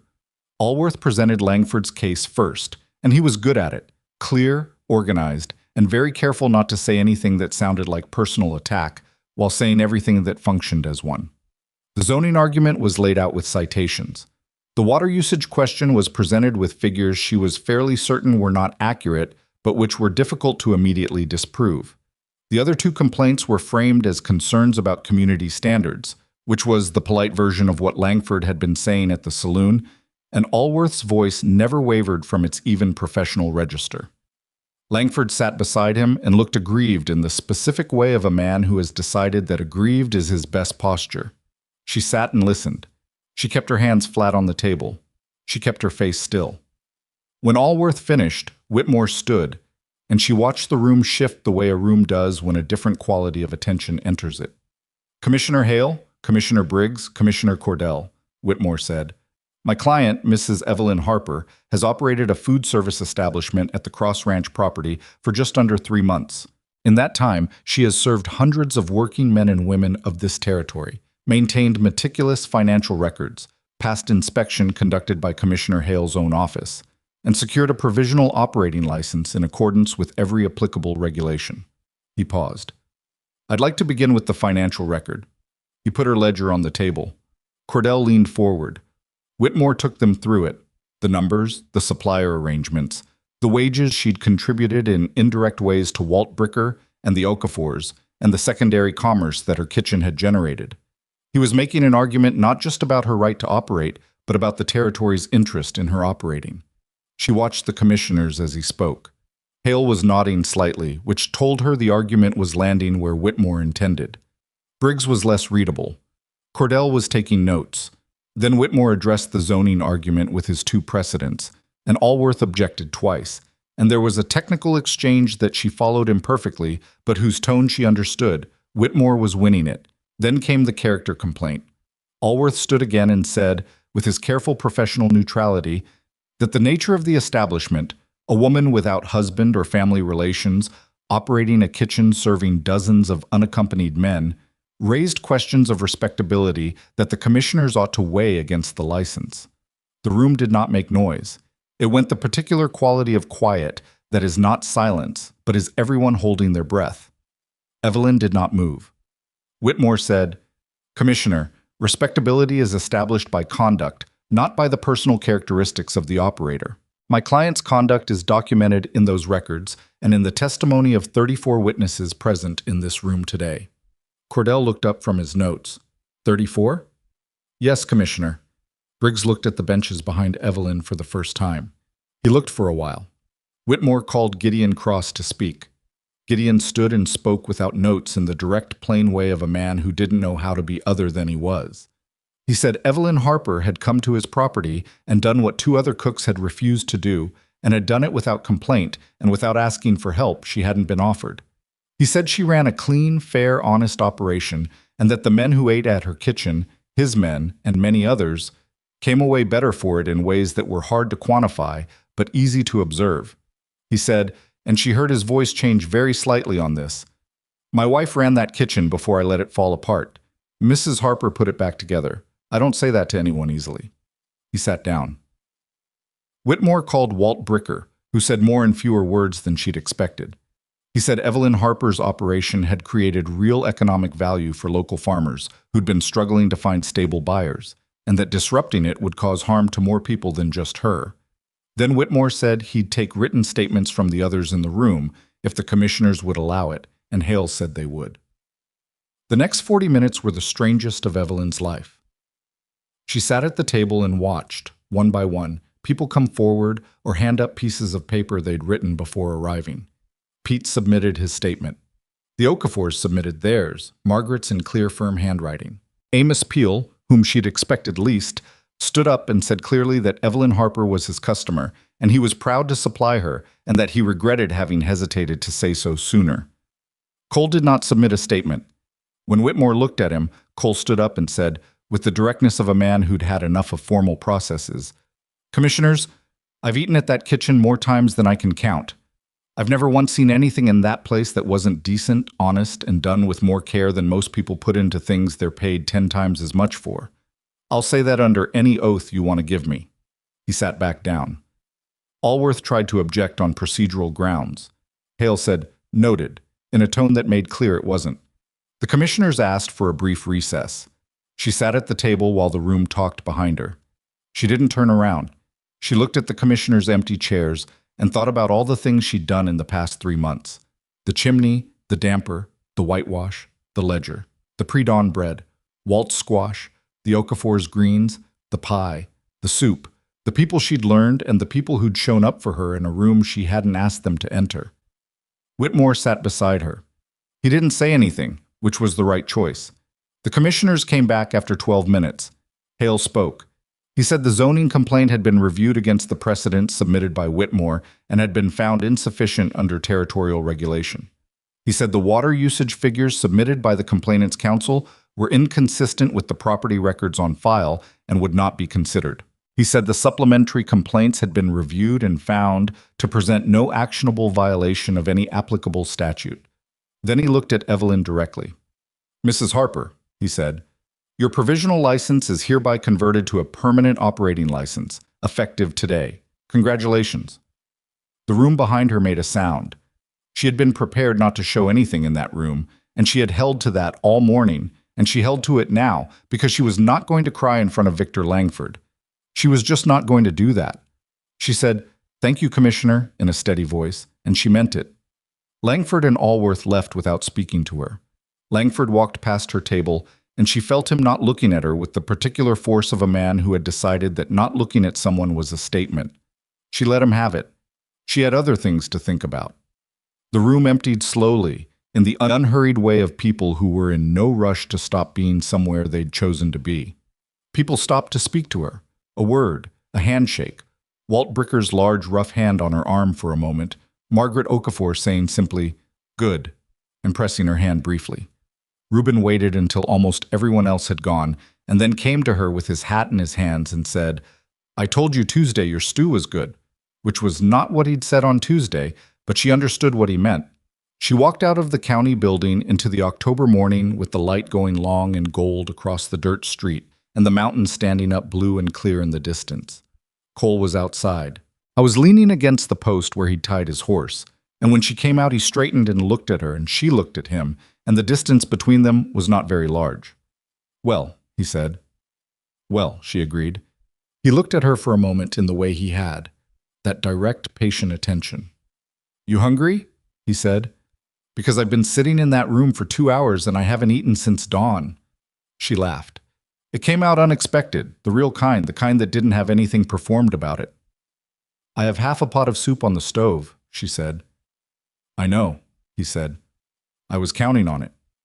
They walked back to the kitchen, and the afternoon opened up ahead of them, ordinary and available, the hearing behind them and the work still there to be done, and she thought that this was what it felt like.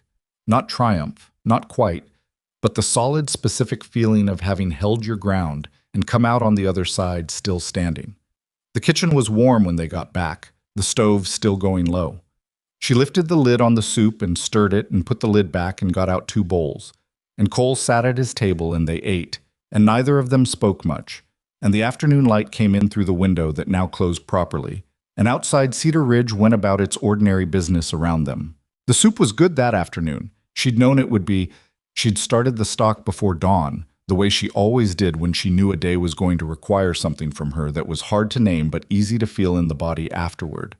The bone broth had been going 8 hours by the time they sat down, and it tasted like it. Cole ate 2 bowls without apology, and she ate 1, and they sat in the kitchen while the light shifted and neither of them rushed anything, which was becoming a habit between them that she'd stopped questioning and started simply accepting. "What happens now?" Cole asked, pushing the second empty bowl aside. "Now I cook dinner," she said. He looked at her. "That's not what I meant." "I know," she said. She got up and took the bowls to the wash basin. "What happens now is the same thing that was happening before. I cook, people eat, I keep the ledger clean and the stove going, and I don't give anyone a reason to come back at me with another filing." She turned around. "Langford lost. That doesn't mean he's finished." Cole was quiet for a moment, turning his coffee cup in his hands. "No," he said, "it doesn't." She'd thought about this during the hearing, when she'd had 40 minutes of sitting still to think. Winning the license meant the legal avenue was closed, at least for now. But men like Victor Langford didn't have only one avenue. They had the long game. The slow erosion of goodwill, the persistent whisper, the pressure applied to the people around you rather than to you directly. She'd seen it before, in a smaller version, back in Cheyenne, when a hotel manager who'd decided he didn't like a particular cook had spent 6 months making the kitchen so difficult that the cook eventually left on her own. She hadn't been that cook, but she'd watched it happen. She wasn't going to watch it happen here. "I'm going to need to think about expanding," she said. Cole looked up.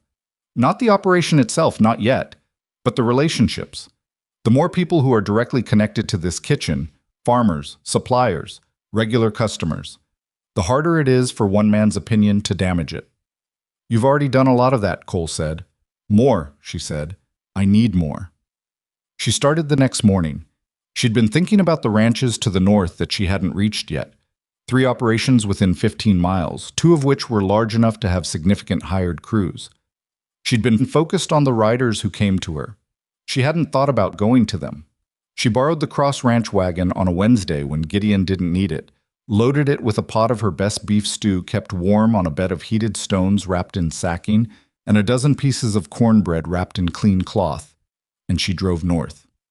The first ranch, the Halverson Spread, was run by a man named Clem Halverson, who was 62 and suspicious of most things, but particularly of people who showed up uninvited. He came to the gate when she pulled up, looked at the wagon, and said, "What do you want?" "To feed your crew lunch," she said, "at no charge, today only. After that, you can decide if it's worth paying for." He looked at her.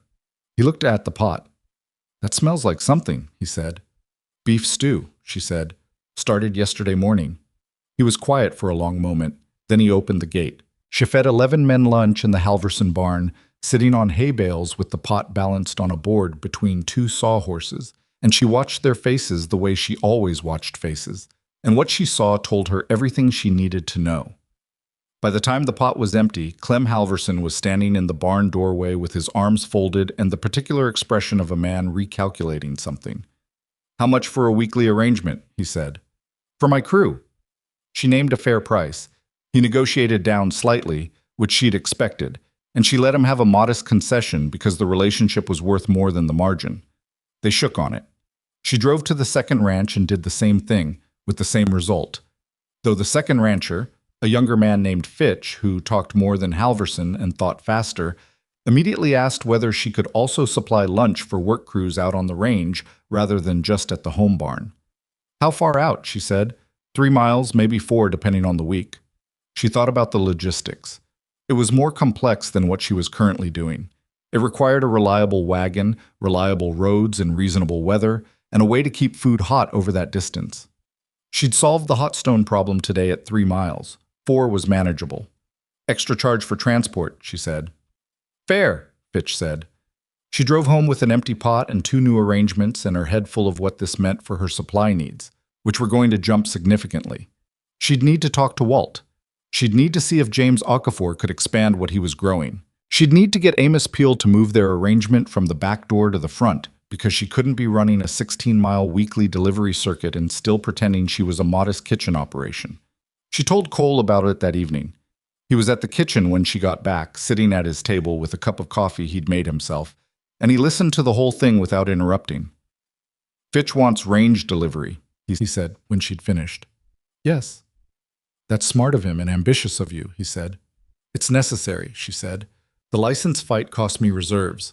I need to rebuild faster than I was growing before." Cole nodded slowly. "You need a second wagon." She hadn't gotten there yet in her own thinking, but she heard it and knew immediately it was right. Her borrowed arrangement with Gideon's wagon wasn't going to hold at this scale. "I know," she said. "I have one," Cole said. "Not using it regularly. You could have it on loan until you can buy your own." She looked at him across the kitchen. "Not charity," he said, before she could, and the ghost of a smile moved across his face. "Not charity," she agreed. "A loan. I'll pay rent on it." "You'll do nothing of the kind," he said, with the quiet firmness she'd stopped arguing with. "And I'll enjoy watching you try to insist."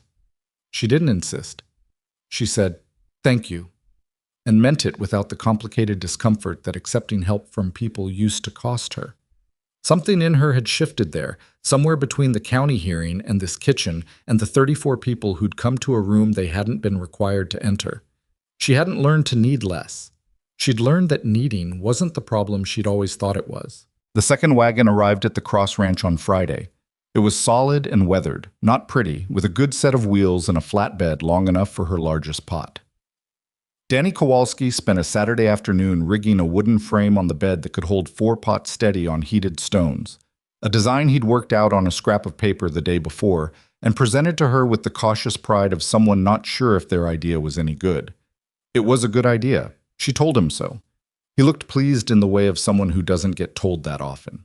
The expanded deliveries started the following Tuesday.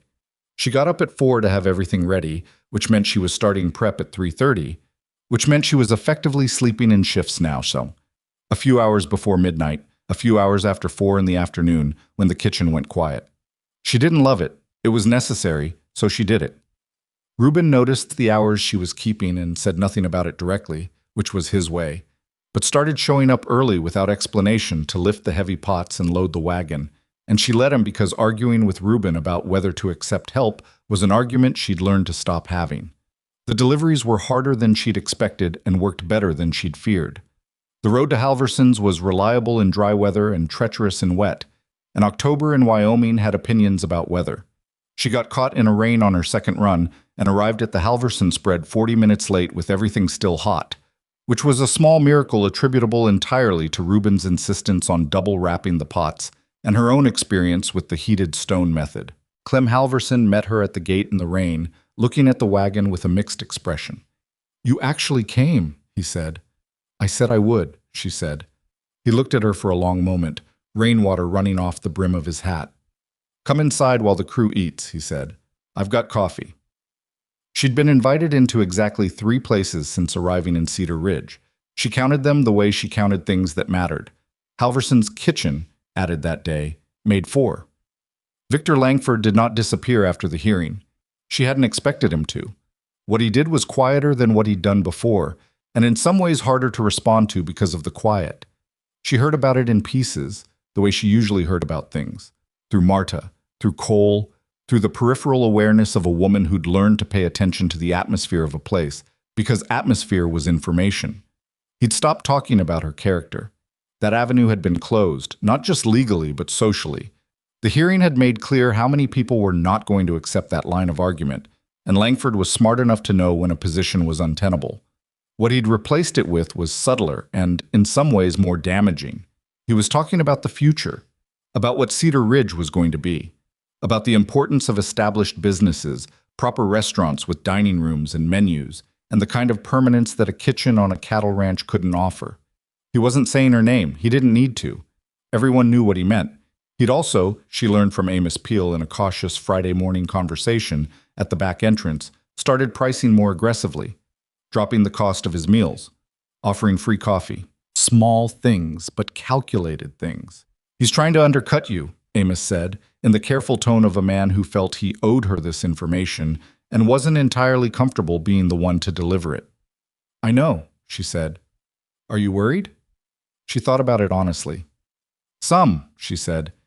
He has more money than I do and a building that doesn't depend on someone else's property. Amos nodded. He handed her the flour sacks she'd ordered, one at a time, from the back. For what it's worth, he said, not meeting her eyes, the people who come to you, they're not coming because you're cheaper. I know that too, she said. But knowing it and maintaining it are two different things. She went home and sat with her ledger and thought about what Langford was actually doing. He was trying to make her margins too thin to sustain. If he drove his prices down far enough, long enough, he could force her to lower hers or lose customers. She couldn't win a price war. She didn't have the capital. She'd known that since before the license hearing. What she had, that he didn't, was something she had to think about carefully before she could name it. She went out to the kitchen in the early evening and stood in it for a while. Not cooking, just standing in it and looking at it the way Gideon had looked at it from the doorway on that first day, the way you look at something when you're trying to understand what it actually is. It wasn't a restaurant. It had never been a restaurant. It was a kitchen, and it was her kitchen, and what happened in it had never been primarily about the food. Not really, not for the people who kept coming back. The food was the reason to walk through the door. What kept them coming back was what the food meant in this specific place, made by this specific person, in this specific improbable kitchen that had been a ruin and was now something else. You couldn't undercut that. You couldn't have put a price on it that was lower than someone else's and win, because the price wasn't the point. She understood this, and it settled something in her, and she went back to the stove. She made a decision the next morning that she hadn't planned on making, and that surprised her a little when it came. She was going to expand the kitchen's physical space. Not dramatically, not expensively. She didn't have the money for dramatic or expensive. But the back room that she'd been sleeping in, the small attached space that had been her quarters since the first week, was barely functioning as either a sleeping room or a workspace. If she could annex a portion of the covered walkway between the kitchen and the main house, add a work table and proper shelving, she'd have the prep space she needed for the larger delivery volumes without having to choose between prep work and serving in the main kitchen at the same time. She drew it out on paper. She measured the walkway. She figured what materials she'd need and what she could do herself and what she'd need help with, and she brought it to Gideon. He read her sketch. He looked at the measurements. He said, "You'd be putting money into my property. You'd be getting a better kitchen that's already been proven to add value to your operation," she said. He was quiet for a moment, the thinking quiet. "I'll cover half the materials," he said. She hadn't expected that. "Gideon, this kitchen is producing more than you know," he said. "The ranch hands are in better tempers. I've had 2 inquiries from neighboring ranchers about whether they can send their crews here on special occasions.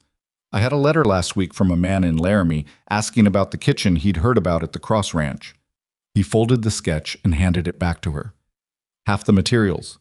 She took the sketch. "All right," she said. The construction took 2 weekends.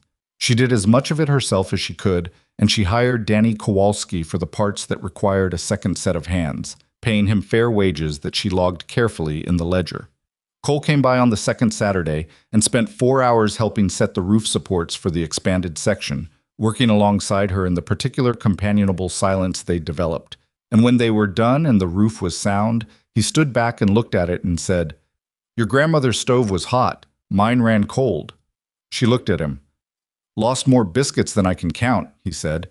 "I thought I was just bad at baking. Turns out the stove was lying to me." She laughed, the real kind again. "How old were you?" 8, he said. "Maybe 9. My mother let me try, which in itself was more than most mothers did." He looked at the expanded kitchen with the satisfied eye of someone who'd helped build something. She was a patient woman. "You don't talk about her often," Evelyn said. "No," he agreed. He was quiet for a moment. "She died when I was 14. Fever. By 15, I was working for wages." He said it without asking for anything from her, just setting down a fact. "I left Missouri at 17 and I haven't really stopped since." "Until Cedar Ridge," she said. He looked at her. Until Cedar Ridge, he confirmed. She wanted to ask him what had made him stay, specifically in this particular spot. She didn't, because she thought she might already know the answer, and knowing it was one thing, but saying it out loud felt like a door she wasn't quite ready to open. Not yet. Not with so much still in motion. November arrived and brought with it the specific cold of a Wyoming high plain winter trying to remember itself. The kitchen became, if anything, more central to the territory's daily life in the cold months, because a hot meal was a different order of necessity in November than it was in August, and the warmth of the kitchen was not a small thing when the wind came down from the mountains with intention. She put up a small sign, the first she'd made, simple board with lettered paint, done by Amos Peel's wife, who had a steady hand and a better eye than Evelyn for that kind of thing. It said Harper's Kitchen. Nothing else. She put it on the post at the road turnoff where riders coming from the east would see it before they decided whether to stop. Cole saw it the day it went up. He said, Harper's Kitchen. That's what it is, she said. It is, he said. He sounded like it pleased him, which pleased her in turn, and she went back inside before the feeling became complicated. The weekly delivery circuit was running well by mid-November. Walt's winter squash had become the backbone of 3 different preparations. A roasted squash soup that she served with dried herb crumble, a squash and bean stew that traveled well in the delivery pots, and a spiced squash bread that she'd been working on for 2 weeks before it came out right, and that had immediately become something people requested specifically.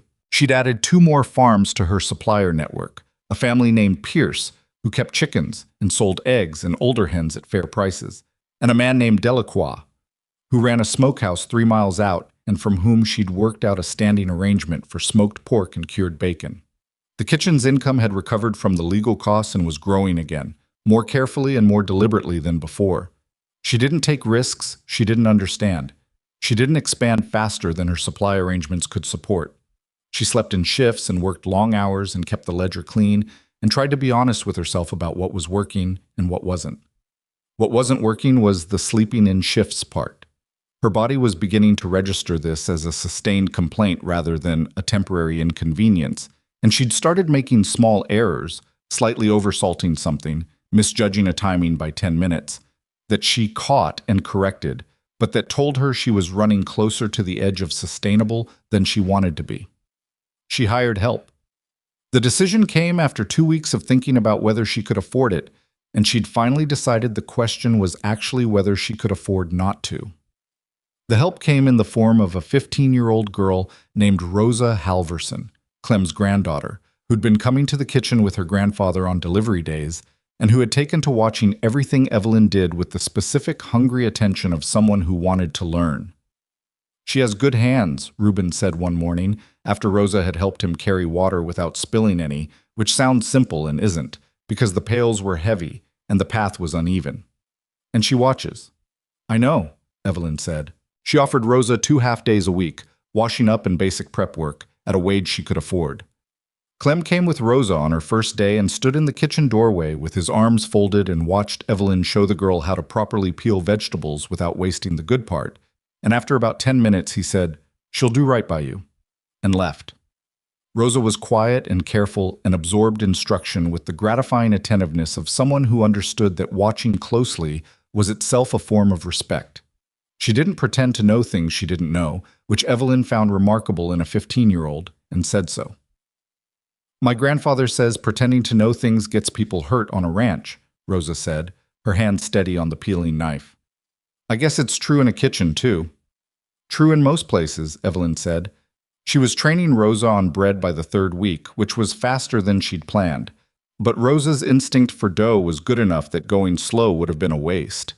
The girl had the particular feel for it. The way you know when a dough is right, not by timing, but by how it moves in your hands.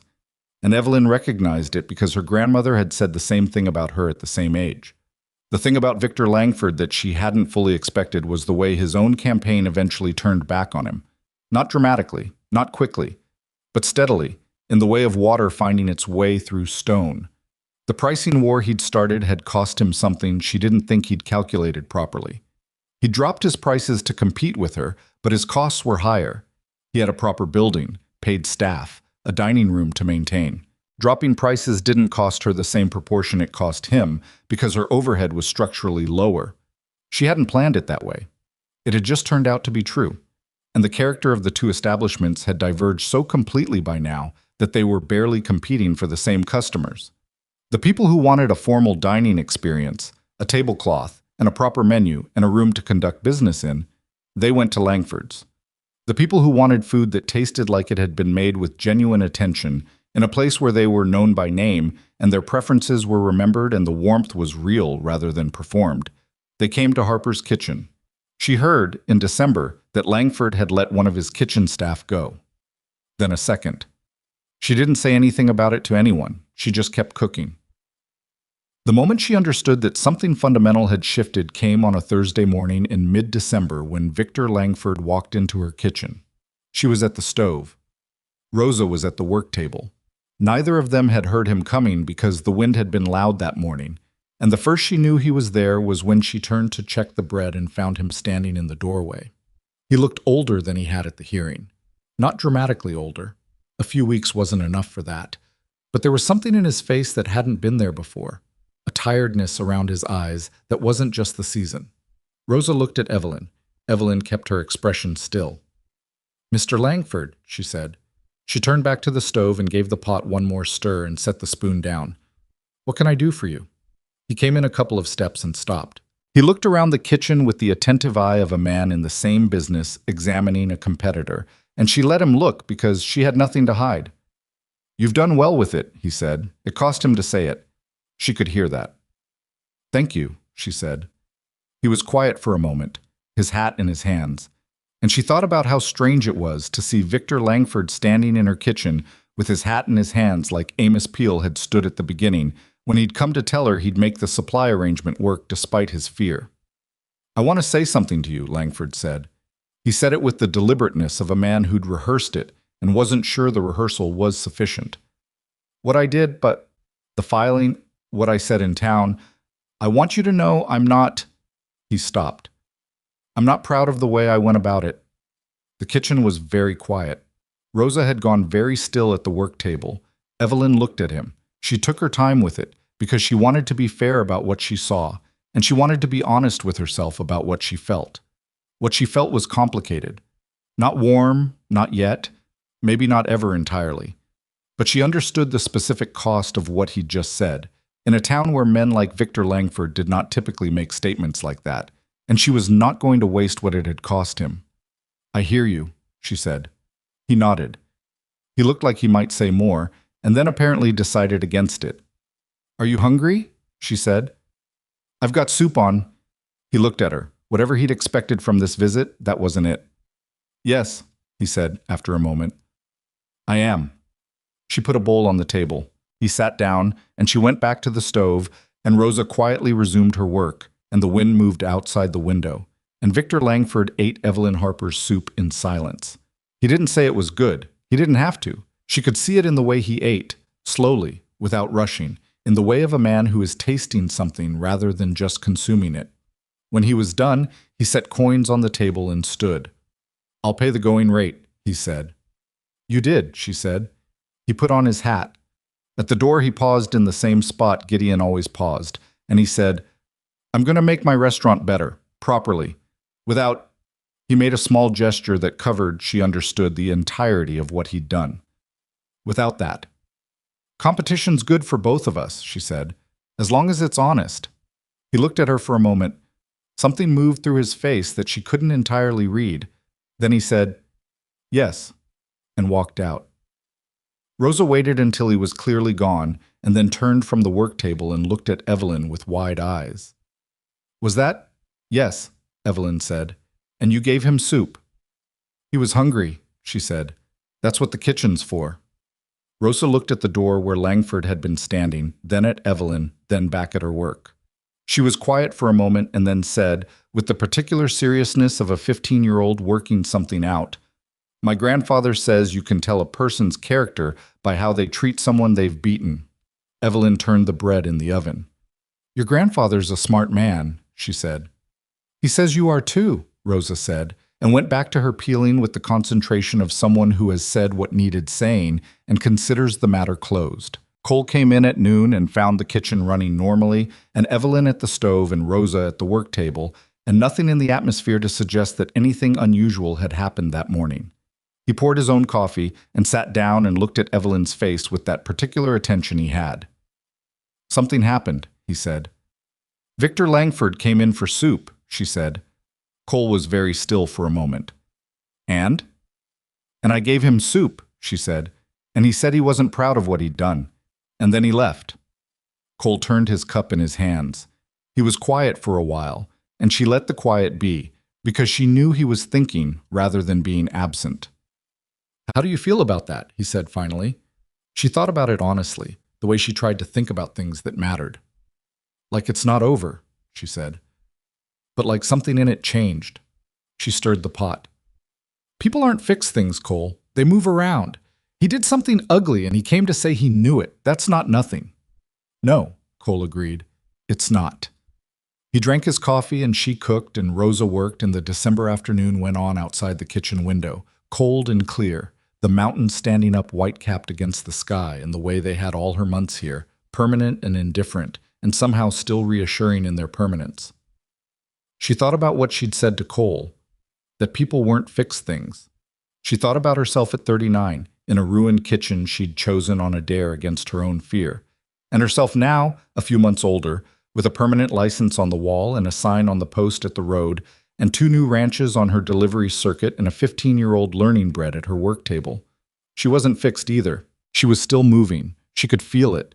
She just wasn't sure yet where the moving was taking her, or rather, she had a sense of it that she hadn't put into words.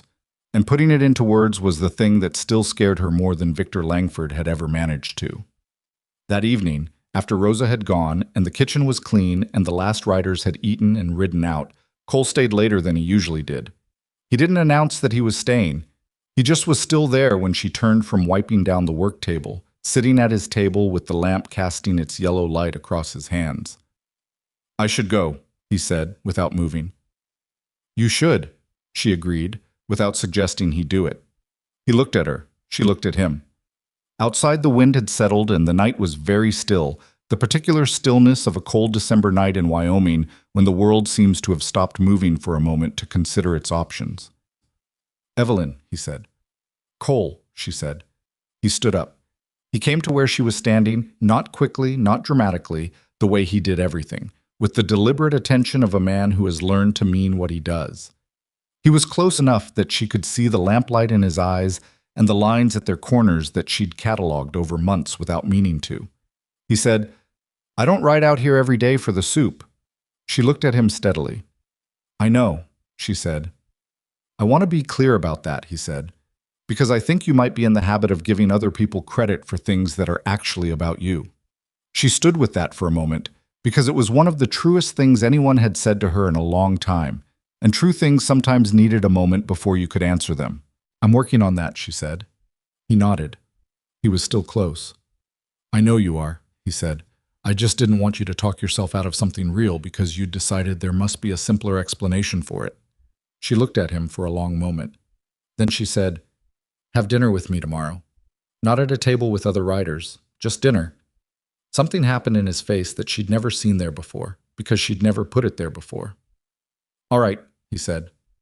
He left, and she stood in the kitchen after he was gone and listened to the night outside and to the stove ticking as it cooled, and she thought about the kitchen around her, the whitewashed walls, the fixed damper, the sign on the post, the ledger on the shelf, the herbs hanging from the beam that had needed bracing on the first day. She had built this, not alone, because she hadn't been alone, which was itself a thing she hadn't been prepared for. But she had been the one to stay when staying was the question, and everything else had followed from that single daily decision. She turned down the lamp. She had work to do in the morning, and dinner to plan, and a kitchen to open at first light. The dinner she'd promised Cole took 3 days to actually happen, because the first night a late delivery from Walt's farm arrived at the wrong hour and needed sorting, and the second night Rosa's grandfather came with a question about a spring arrangement that turned into a 2-hour conversation. And by the third night, Evelyn had decided that the universe was possibly trying to tell her something, and she was going to ignore it. She made roast chicken. Not because it was impressive, she'd stopped cooking to impress people somewhere around the 4th week in this kitchen, but because a properly roasted chicken was one of the most honest things she knew how to make, and honest felt right for this particular evening. She roasted it low and slow with herbs from the dried bundles hanging overhead, and root vegetables from the Okafor farm laid around the bottom of the pan, and she made bread she'd started that morning so it would be exactly right by evening, and she set the table, Cole's table, which was now simply called that by everyone without ceremony, with a cloth and 2 plates and a lamp placed where it would give good light without getting in anyone's way. Cole arrived at 6. He came in and stopped in the doorway the way people stop when a room is different from what they expected, and he looked at the table and at the lamp and at her, and he said, "You cooked." "That's what I do," she said. "For me," he said. "Sit down before the chicken gets cold," she said. He sat. She brought the food and sat across from him, and for a few minutes they were just 2 people eating a meal, which was both exactly what it was and also not quite, and they both understood that without needing to name it. The chicken was right. She knew it before he said anything because she could taste it. The skin properly rendered, the meat still carrying its moisture, the vegetables soft and sweet with caramelization at the edges. Not perfect. The back leg had cooked slightly faster than she'd intended and was a touch dry. She noticed it and set it aside in her mind as information for next time. "This is the best thing I've eaten in this kitchen," Cole said, which was a considerable statement given how many meals he'd eaten here. "The back leg's a little dry," she said. He looked at the back leg. He took a bite of it. "It's fine," he said. "It's slightly dry," she said. "Evelyn," he said, with the patience of someone who has accepted a particular fact of the person across from them. "Let me tell you something about how you're built. You make the best food in this territory. You built a kitchen from a ruin. You beat a legal challenge mounted by a man with considerably more money and established standing than you. And you are currently focused on a chicken leg." She looked at him. "That's not a criticism," he said. "It's an observation. You hold yourself to a standard that nobody else in this room is holding you to." She was quiet for a moment. "I know," she said. "It's how I stay good at what I do." "There's a difference between standards and punishment," he said. She looked at him steadily, because that was a true thing, genuinely true, the kind of thing that landed in a specific place in her chest rather than bouncing off the surface. She'd heard it before in vaguer forms. The way Cole said it was different, plain, without performance, not trying to fix anything, just setting it down where she could look at it. "I know that too," she said. "I'm working on knowing it in practice, not just in my head." "That's all I was saying," he said, and went back to his chicken. They talked through dinner the way they'd learned to talk, with space between the things they said, not anxious to fill it. He told her about a stretch of his rangeland to the north that he was thinking about running differently come spring, rotating the cattle through a section he'd kept idle for 2 years. She told him about an idea she'd been turning over for weeks, something she hadn't said out loud yet to anyone. "I want to buy the kitchen," she said. He looked up. "Not the whole cross property," she said.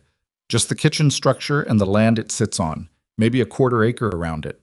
She'd been thinking about this since Commissioner Hale had said the word permanent at the hearing. A permanent license on someone else's property was not the same as owning the ground under your feet, and she understood the difference in a way that was more than financial. "I'm going to talk to Gideon." "Do you have the money?" Cole asked. "Not yet," she said, "but I know what I need and how long it'll take to get there, and I think Gideon might be willing to work out terms." Cole nodded slowly. "He might," he said. "He's a fair man." "He's also someone who understands what it means to have a thing matter," she said, thinking of what Gideon had said about his wife's kitchen. "That helps." After dinner, Cole helped her clear the plates, which she hadn't asked him to do, and which he did without making anything of it, carrying things to the wash basin and setting them there the way a person does when they're comfortable in a space and aren't performing helpfulness, but just being helpful. She washed and he dried, which was a domestic arrangement so ordinary that the ordinariness of it was itself remarkable, because ordinary in this context meant something had changed between the formally separate territories of what they were to each other. When it was done, they stood in the clean kitchen and the lamp was still going and the stove was ticking low, and Cole said, "I want to ask you something." "All right," she said. "I've been on my own for a long time," he said, "since Missouri, really. I've had my ranch and my work, and I've been content." I thought that was enough. He was looking at the wash basin rather than her, which was the most indirect she'd ever seen him, and she understood that what he was saying was costing him something real.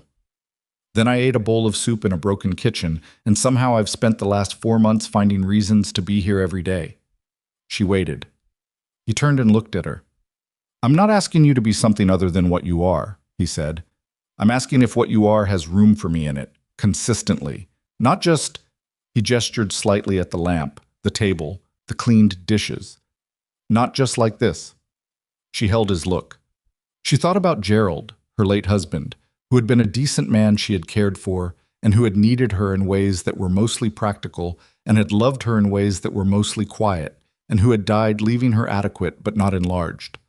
She thought about what it had meant to be 37 years old and widowed and alone in Cheyenne, doing work that was fine but not hers, in a city that was large enough that nobody knew her name unless she'd told them. She thought about arriving in Cedar Ridge on a feed merchant's wagon with a cast-iron pot and a faded cookbook, and $31, and the particular quality of desperation that she'd dressed up as determination because determination was more useful.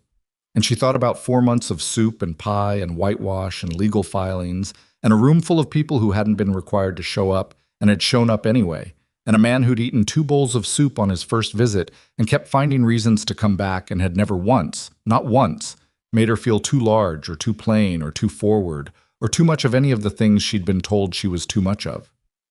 Yes, she said, there's room. He didn't say anything. He didn't need to. What moved through his face was enough. She talked to Gideon the following week. She'd spent the days in between running numbers with the specific focus she gave to things that mattered, and found that she had a clearer picture of what she could offer than she'd expected. The kitchen had been profitable enough, long enough, that she had a real proposal to make rather than a request for generosity. She went to the main house in the evening, when the day's work was done, and knocked at the door, which she'd never done before. Gideon opened it and looked at her and stepped back to let her in without asking what she wanted, which told her he'd probably been expecting this conversation for some time. His house was tidy in the functional way of a man who cleaned things because disorder was inefficient rather than because he cared about appearances. There was a good fire going and a lamp on the table and a book left open face down that he clearly didn't want to lose his place in, and she noted the title without mentioning it. She sat across from him at the table and put her ledger between them and made her offer. She had the numbers. She had a proposed payment structure, a portion up front, the rest over 2 years, at terms she'd calculated carefully to be fair to both of them. She laid it out the same way she'd laid out everything else, plainly and with the numbers visible. Gideon listened without interrupting. He looked at the ledger when she slid it toward him. He studied the numbers for longer than she'd expected, which made her think he was checking her math rather than making a decision, and she let him check.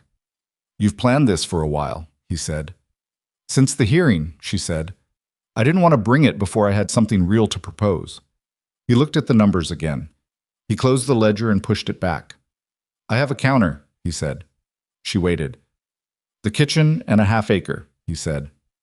Not a quarter. You need the growing space. I've watched you make do with that patch of herbs at the edge of the walkway, and it's not enough for what you're doing. She looked at him. That's more land. It's land I'm not using, he said, and you're going to use it. He leaned back slightly. The payment structure's fair. I'd add one condition. What condition? The covered walkway between the kitchen and the main house stays shared, he said. I don't want to wall it off. It was... He stopped. My wife used to walk that way in the mornings. I'd like it to stay open. She understood immediately what he was asking and what it cost him to ask it, and she said, of course, without hesitation, because it cost her nothing and meant something to him she didn't have to fully understand to respect. He put his hand across the table. She shook it. You'll need a lawyer to draw the deed, he said. Whitmore, she said. Good choice, he said. She walked back to the kitchen along the covered walkway in the December cold, the boards solid under her feet, and she thought about the woman who had walked this same path in the mornings, and the man in the main house who still noticed her absence in the shape of his day. And she thought that grief was one of the stranger forms of love, the part that outlasted the person, that kept finding things to attach to. She understood that better than she'd used to. Whitmore drew the deed. It took 3 weeks because legal documents take the time they take regardless of how ready everyone is, And she spent those 3 weeks cooking and delivering and training Rosa, who had gotten good enough at bread that Evelyn had started giving her more complex tasks, not just because Rosa could handle them, but because watching someone learn something real was one of the better uses of time she'd found. Rosa's development had started to change the kitchen's dynamic in a small but real way. Evelyn had someone to talk to during the long prep hours, and Rosa's questions, often naive, sometimes surprisingly sharp, made Evelyn articulate things she'd been doing by instinct for so long that she'd stopped examining them. Why did she start the stock the day before? Why she salted some things early and others late?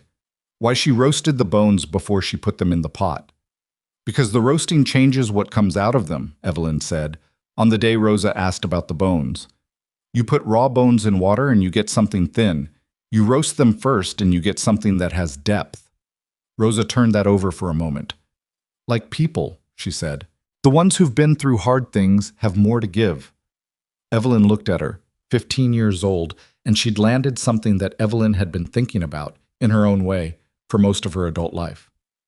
Something like, she'd said.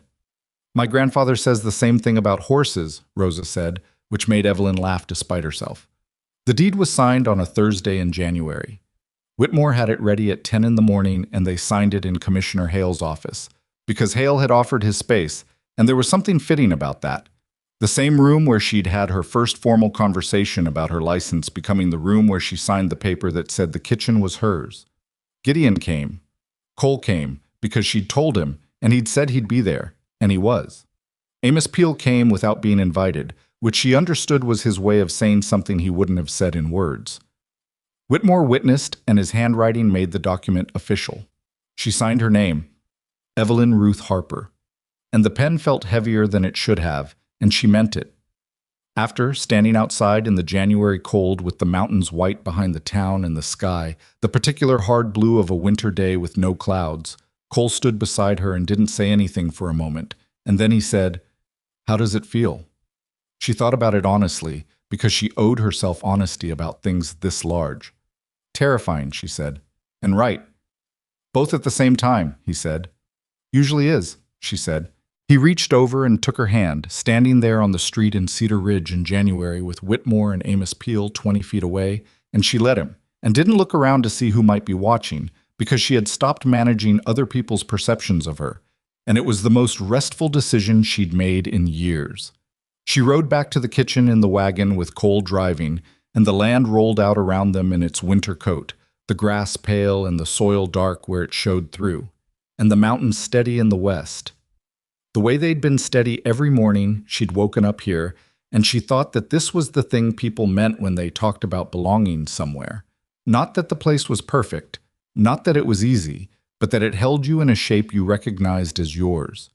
She'd been looking for that shape for a long time. She hadn't known she was looking. She'd called it making do, surviving, finding work, beginning again. But she understood now, looking back at the road she'd come in on 5 months ago on a feed merchant's wagon with a cast-iron pot and a faded cookbook and exactly $31, that she'd been looking for the place where what she was and what she did added up to something that couldn't be taken away by anyone's opinion of her size or her marital status or the state of her kitchen. She'd found it. Not cleanly, not without cost. The legal fees had taken months to recover from. The chimney had needed redoing twice. The supply arrangements had required a level of negotiation she hadn't anticipated. The attack on her character had left marks she didn't discuss, but still felt sometimes, in the moments before sleep when the day's armor came off, and what remained was just a woman in a room with her own thoughts. But she'd found it. In February, Cole came to the kitchen on a Tuesday morning, which was not unusual. What was unusual was that he came early, before the ranch hands had eaten, before Rosa arrived, when it was just Evelyn at the stove getting the morning started. He came in and stood at the door for a moment, which he didn't usually do. He usually just sat. And she turned to look at him because the quality of his standing in the doorway was different from how he usually stood anywhere. You all right? She said. Yes, he said. I have something to say, and I've been working out how to say it, and I've decided the working out is taking longer than the saying deserves. She put the spoon down. She turned fully toward him. I want to marry you, he said. It came out without preamble, without elaborate construction, in the plain voice he used for things that were true. I've wanted to say it for a while, and I've been telling myself to wait for the right moment. And I've decided the right moment is the one where I actually say it, rather than the one that feels the most convenient. The kitchen was very quiet. She looked at him. She looked at this man who drove 18 miles for supplies and rigged roof supports on a Saturday, and ate 2 bowls of soup every time there was soup, and had walked into a county hearing room and said to 3 commissioners that she was decent and honest and done with more care than most people put into things they were paid 10 times as much for. She thought about what marriage had been before, the decent, quiet love she'd had with Gerald, which had been real but not expansive, which had made her feel cared for but not fully seen. She thought about what it might mean, this time, with this person, who had looked at her clearly from the first week and kept looking. She thought about the kitchen behind her kitchen, on her land, with her license on the wall and her name on the sign at the road. She thought about Reuben carrying flour sacks and Danny on the chimney and Rosa's hands in bread dough and Walt Bricker's winter squash and Marta coming through the door with news Evelyn needed to know. And the Okafor's preserved tomatoes and 34 people in a room they didn't have to enter. She thought about a cast iron pot and a faded cookbook and $31 and a feed merchant who liked pickled beets. Yes, she said. Cole crossed the kitchen in 3 steps and took her face in both his hands, and she put her hands over his, and they stood like that in the morning kitchen with the stove going and the bread in the oven and the light coming through the window that now closed properly. And it was not a perfect moment because no moment is perfect, but it was entirely real, which is better. He kissed her, and she kissed him back, and then she said, "The bread." And he laughed, and she turned to check it, and it was fine, just barely fine, which made her laugh too. "How long have you been thinking about this?" she said, when they'd settled. "Since the pie," he said. She turned to look at him. "The first pie." That was October. "The first pie," he confirmed, without apology. She shook her head slowly. "You took your time." "You needed time," he said. "And I needed to be sure I was asking you because I knew what I wanted, and not because I was—" He searched for it, "filling something in myself." She understood the distinction. She'd thought about it herself, in quieter moments, whether what she felt for him was about him specifically or about the fact of not being alone, and she'd concluded it was him specifically, his particular quality of attention, his directness, the way he'd said I told him he was wrong about Langford without needing to be thanked for it, the way he ate the back leg of the roast chicken without making anything of its slight dryness. Those were not generic things. Those were Cole Bennett things. "I know what I want," she said. "I've been sure for a while." "How long?" he said. "Since the apple butter," she said. He thought about that. "Pete's wife's apple butter." "You held the jar while I talked to Pete," she said. "You just took it out of my hands and held it. You didn't know you were doing it." He looked at her with the expression of a man who has been told something about himself that is both unexpected and, on reflection, completely consistent. "All right," he said. "All right," she agreed. Spring came the way it always does in Wyoming, reluctantly and then all at once. The mud season was difficult in ways that tested every supply arrangement she'd built, the roads turning treacherous for 2 weeks in March, and then drying out into something manageable. She lost 1 delivery day to a wheel that gave way on the road to Halverson's, and spent 2 hours sitting on a cold roadside with Cole and Reuben extracting the wagon from a rut, while the pot stayed miraculously warm and the crew eventually got fed an hour late. She did not have a breakdown about it. She helped dig out the wheel and drove the rest of the road carefully and delivered the food and apologized to Halverson's crew for the timing, and they said it was fine, and she drove home. "You would have cried about that in August," Cole said on the way back. "Probably," she said. "I was holding a lot tighter in August." "You've loosened up," he said. "Don't push it," she said. He smiled and kept driving. The half-acre Gideon had insisted on proved, as spring came in, to be exactly right. She'd spent the winter planning it on paper, what to put where, what rotation to use, how much she could grow herself against what she'd continue to buy from Walt and the Okafors. Rosa's younger brother, a 12-year-old named Eduardo, who had the serious outdoor energy of a boy who needed to be doing something with his hands, had asked if he could help with the garden, and she'd said yes and given him a specific section to be responsible for, which he'd taken with a gravity that reminded her of Rosa at the work table. The garden was not tidy. It was not the kind of garden people painted pictures of. It was a working garden, with sections in different stages, and a compost arrangement that smelled exactly like what it was, and a small herb area near the kitchen door that she'd expanded from the original patch she'd found growing wild in September. It produced, and it was hers, and those two facts were sufficient. Victor Langford's restaurant reopened in March with a new menu and a new cook, a young man he'd hired from Laramie who'd done his training in a proper kitchen back east. She heard about it from Marta, who reported it without particular editorial, and Evelyn received the information the same way. He'd said he was going to make it better honestly. She had no reason not to believe him. People were more various than the worst things they did, and Victor Langford had come to her kitchen in December with his hat in his hands and eaten her soup, and that was a more complex action than a simple man was capable of. She didn't go to Langford's, she didn't need to, and she didn't want to create a situation. But she sent a jar of her preserved tomatoes to his kitchen through Marta, with no note, and Marta reported back that Langford had looked at the jar for a long time without saying anything, and then put it in his kitchen. That was enough. Cole moved some of his things to the kitchen property in April, not formally, not all at once. A saddle, a set of tools, a crate of books she hadn't known he owned until the crate appeared on the porch one morning. She looked at the books and then looked at him. "You read," she said. "Extensively," he said. "Is that a problem?" "No," she said. She picked up one of the books. It was a history of the Missouri River, worn at the spine. "It's just more of you than I knew." "There's more of everyone than anyone knows," he said. "That's the whole point." She put the book back in the crate, and they carried the crate inside together, and she found a place on the shelf for the books between her cookbook and her ledger, and it looked right there. They married in June, on the property, in the late afternoon when the light was at that particular Wyoming gold that she had come to think of as the specific color of having enough. Not surplus, not overflow, but enough. The kind that satisfies rather than overwhelms.